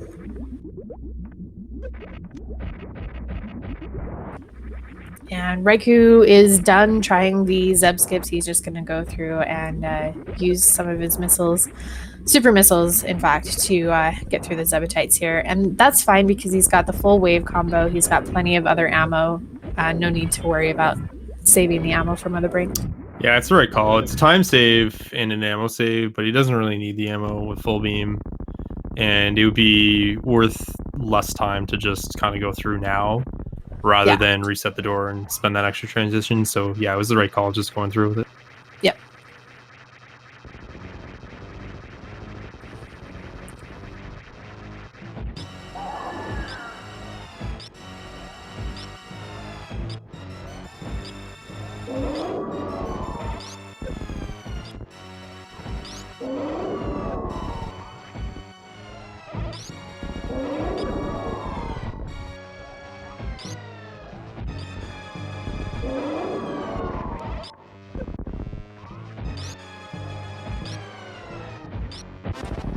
Alright, so I think with his health, unless he pulls energy out of his reserves, yeah, I was going to say he's probably not going for stand-up.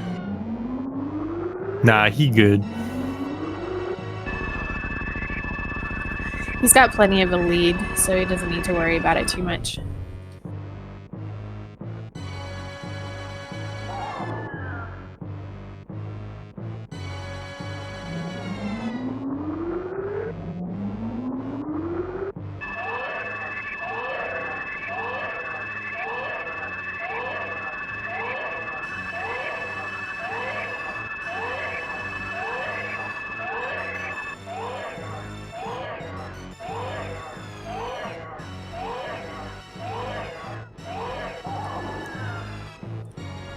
Alright, and Maniacal does get that full Samaria block with all of the Wizrobes there. Nice little technical skill to see. I never really considered using Kano Samaria for anything like that when I was younger, playing through it the first time.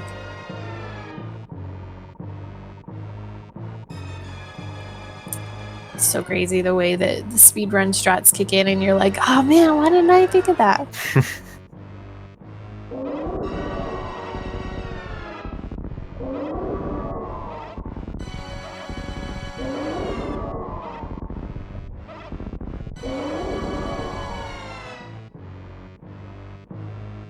Mother Brain just wailing around on that baby, and oh no, it died. Oh no, it's my Good. worst nightmare. Good. Kill all the creatures, right? That's Solski's motto. I mean, I guess technically it's better for, you know, the game canon and everything to, you know, get rid of all the Metroids. You know, guys, this game isn't about, you know, going after that Metroid, that last final Metroid, and saving the world. It's about asserting your dominance on the local ecosystem. All right. Like, you tell me if I'm wrong. How many, you know, local ecosystem creatures does Samus just like walk all over during this whole run? I'm just saying.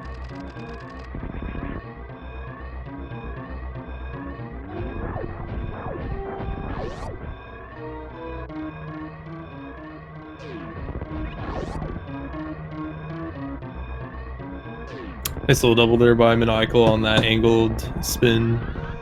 And we see Raikou getting through the escape portion. Should have no issues.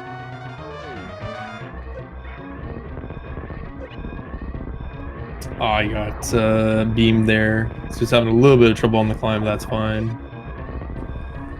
Yeah, I hate doing this without space jump or high jump boots. It's awful. Mostly because I'm terrible at wall jumps. So with the room moving and space pirates shooting laser beams at you, it's like my worst nightmare. Do you actually have nightmares of it? No. Okay, so it's not your worst one then. No, not literally.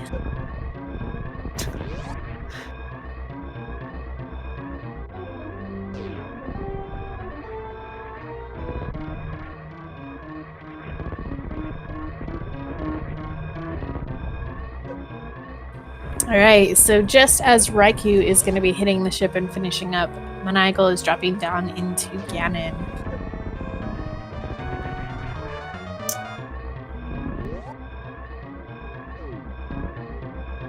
GG's in chat for Raikou, finishing up in first place. Through 653? Yeah, you know, that's not a good an time. SRL time. That's a good time for the seed. That's a good time for the this seed. Wasn't, yeah, pretty nice to see a sub 310 like we were talking about. It's pretty good time.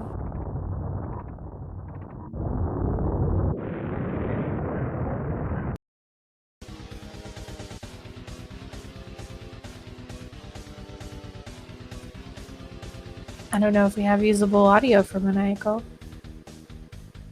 Interesting.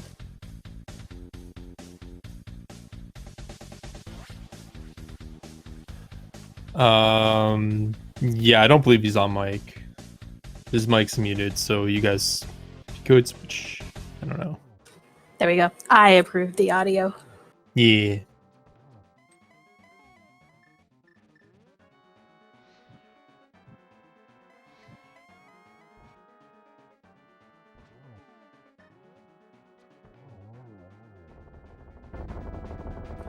Turn it up a little.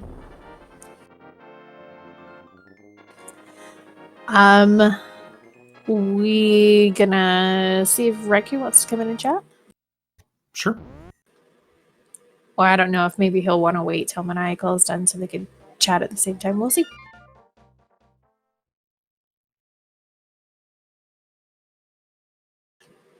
Okay, good. It came back. I was like, wait, don't. Right at the end. So this should still be at least a sub 320 for Maniacal. I don't know if we will have a lot of time to do an interview just with the estimated time on the run. We'll try with Maniacal if he finishes quickly. Or maybe we could pull him in while he's finishing. I don't know. I'm good either way, honestly. I'm good either way. I might need to bail soon though, because I got a race coming up. Yeah.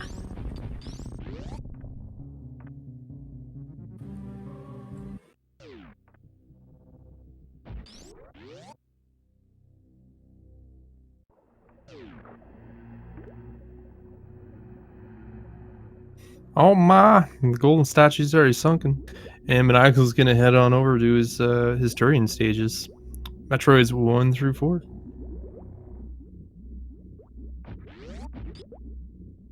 Are there other game combos? The only other game combo that's probably known is Z1M1. So that's Zelda 1, Metroid 1 for the NES. So there is a combo for that one. Yep, and they have a weekly race that they do Thursday evenings here at SpeedGaming as well. So if you are interested in learning more about that or checking out their Discord or anything, feel free to reach out to me either on Twitch or through the SpeedGaming Discord. And I will be happy to get you in touch with the Discord, and you guys can check that out too.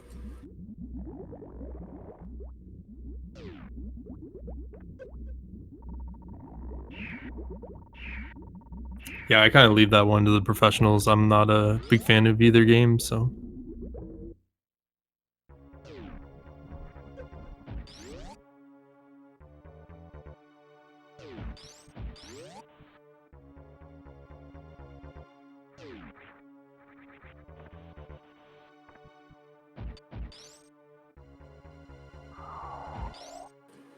Yo, we're joined by Raikou. Hello and welcome. I felt very, very behind after those two terrible deaths. I took two really, really bad deaths early. The Aga, for sure. And then thieves. Yep. Because when I found at the maiden cell, yeah. When I found that there was only one item in the front of thieves, I felt committed. And also, the biggest reason why I made that out of logic Aga dive is because I was planning on getting mitts and then routing all of Dark World in one go. Plus, I was thinking about trying to do all of Death Mountain in one go. But I was a tile off trying to hit the torch, and then I think I hit the guard instead. And I just didn't know where I was, and doing that on only 5 hearts is really hard. Yeah, definitely. And I was gonna say you maybe could have swapped to cape and just cleared out the room as much as possible, but then still trying to get through the room after would have been sketchy. I was also a bit concerned about magic because I had to use my blue in the room before. Earlier. Yep. Otherwise, I probably would have switched to cape to clear out what was around me. But it's just really difficult, and I was not the most comfortable doing that. But when I saw that doing Aga without a lamp would be incredibly advantageous in the seed, I had to at least try.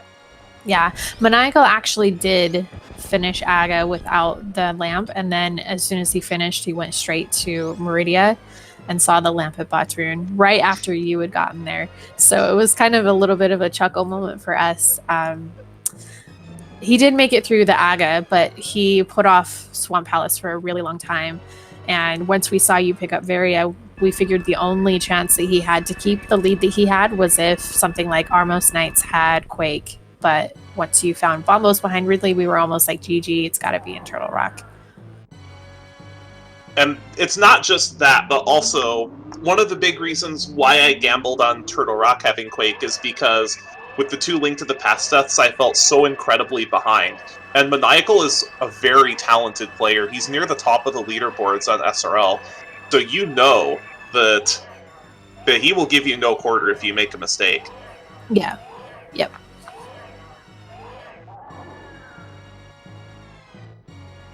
But other than that, I felt like I executed fairly well on the Super Metroid side. Mm-hmm. Yeah, especially even with the Turian. The Turian, yes. The Turian, other than Zeb Skip not cooperating, was really good.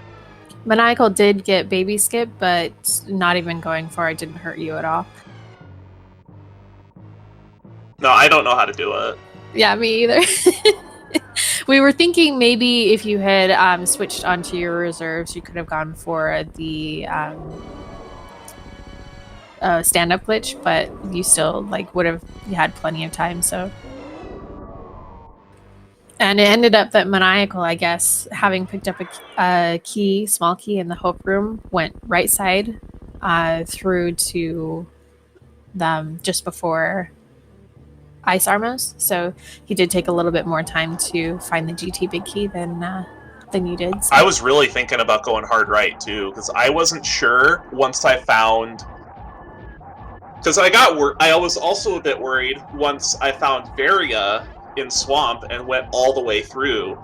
Yeah. I was thinking there might be a possibility that maybe he just grabbed Varia in the first chest and left. There were a lot of variables that made that exciting from a runner perspective and very nerve-wracking from a runner perspective as well. But I felt that after the 2 deaths, I was just looking for a chance to make a big play. And I know that when you're looking for 2 medallions and if you're ahead, you try to put off Turtle Rock as long as possible to do it last. If you think you're behind, you do it first. Yeah. This seed really played so many mind games on me. Yeah, on both of you, I can tell you for sure. On us too. We were like, oh, what if it's on pedestal? And then even with Screw Attack being there, it was almost like, do they go for it? And it looks like actually on your tracker that you had mismarked Swamp Palace as the green pendant. So when we noticed that, chat pointed it out, we were like, oh, that's why he's doing a full clear, possibly thinking that one of the medallions could be on green pendant. And green pendant was actually Thieves Town. So once you pick that the red and blue pendant up from Swamp Palace, we were like, oh, he's probably realized it now that it's not the green pendant, but it still worked out for you. But that is the reason why I kept going in Swamp. Is I didn't even realize that I had done that. I was just like, they're both pendants. Yep. And even then, even if Swamp wasn't green, you can't keep me out of there. I love pendant Swamp Palace. So long as you have everything you need. I mean, hammer, hookshot, everything. If you dip into it without hookshot, that's kind of like maybe not. Well, that's. But Maniacal has finished. So 3:16:40. GG's to Maniacal. We'll get him in here for interview as well.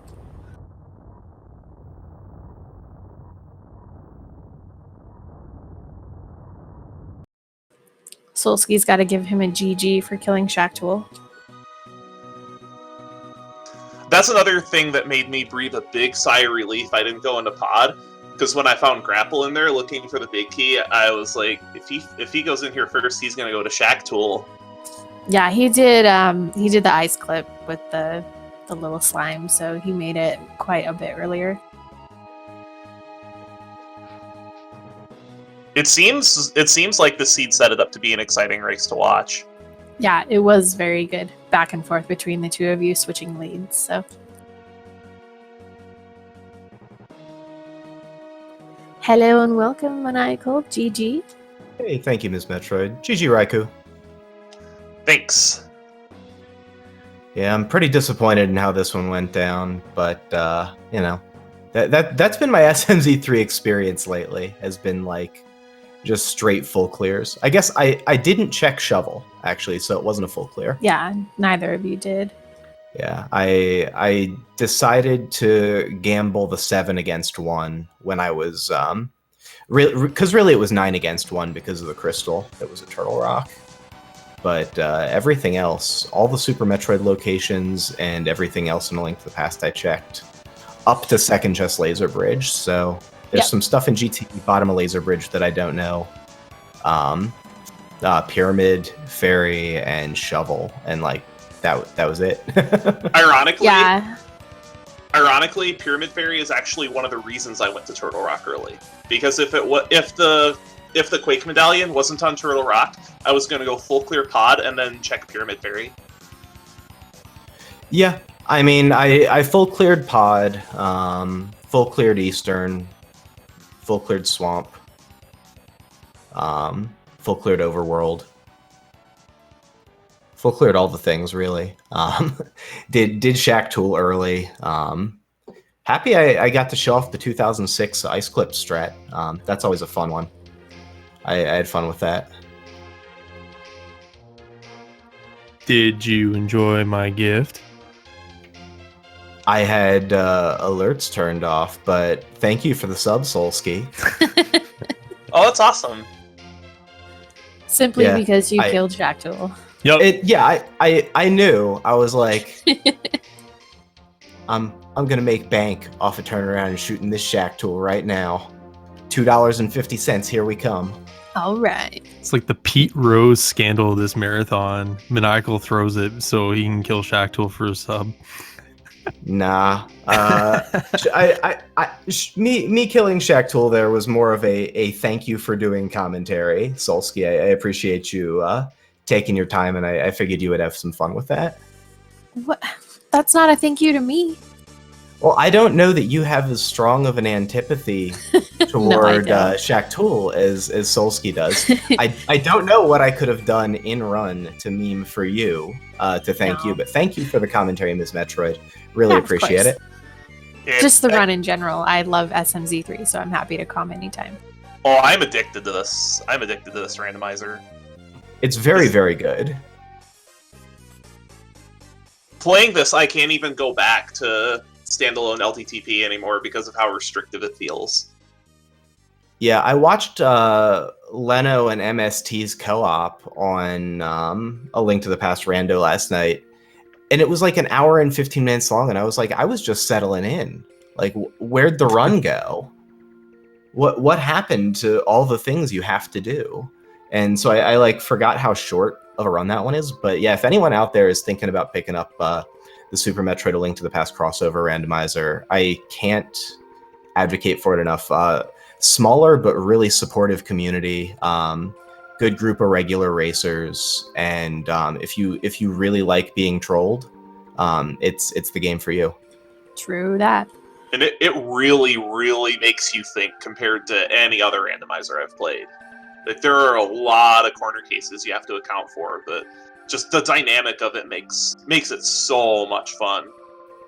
Yeah, there's a lot of really fun breaks you can do that are permissible but not in logic, and so tracking the logic and all of that. So actually, how early did you know about your mitts, Raikou? I checked the Aga, I check it immediately. Okay, My opening is Houlihan to Link's house to Uncle, Sanctuary to Aga to Lost Woods, and then do the Kakariko stuff. That's my opening.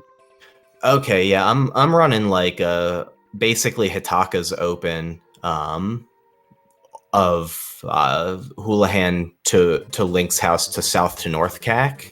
And so often post Lost Woods, I'll leave the lumberjack check until I have at least one piece that makes it interesting. And so I found I checked after Skullwoods, I think, when I was on my way to Bumper Cave, or like when I was checking Bumper Cave and doing North Dark World, and saw my mitts there, and so got to do Dark Aga, which I hadn't done in a while, so that was fun. And yeah, there was a lot of cool stuff that this seed let you do. You know, not as much on the Super Metroid side, but you know, overall it was kind of a cool seed. I'm glad we got to show this one off. Oh, absolutely, and just shoutouts to Fiesel and the SpeedGaming admins for having us. This was a blast. Yeah, absolutely. Really glad that we're able to showcase the SMZ3 randomizer on SNES Super Stars, even though it's, you know, it's a ROM hack. It's two SNES games strapped together by the neck, which makes them flail about uncomfortably. But you know, it's still really, really fun. And so I'm really grateful to have been able to, you know, be part of showcasing this game. Like I said, a lot of fun. Big thanks to Ms. Metroid and Solsky on commentary. Props to Total for all the design work and everything. And yeah, I'm gonna step out of the way. I've actually got to go take care of something IRL anyway. But take it easy. And I'm gonna step. GG's again. Thanks. I'm gonna step out of the way as well because the multi-world people are calling. Nice. Good luck. Have fun with that. Well, Solsky, any last thoughts, comments, questions? Nah, I'm good. Cool. All right. Well, good luck with your race. I know that's coming up in about 20 minutes, so make sure you guys are keeping tabs on Solsky, and good luck with that. Easy, W. Don't worry about it. Just easy. 5th place is calling my name. It's fine. There you go. Top 5 at least, right? Sure. I hope. Yes. We believe in you. Believe in the chat that believes in you. But for now, we will be heading on to the next event on the SNES Super Stars schedule. Coming up is The Adventures of Kid Cleats by Last Sin Committed, 100% good ending, so stick around. If you guys have any questions about SMZ3, again, feel free to join the Discord, reach out to me if you have questions. We'll be happy to get you involved, and looking forward to seeing you guys tomorrow for the weekly at 3 p.m. Have a good night, everybody.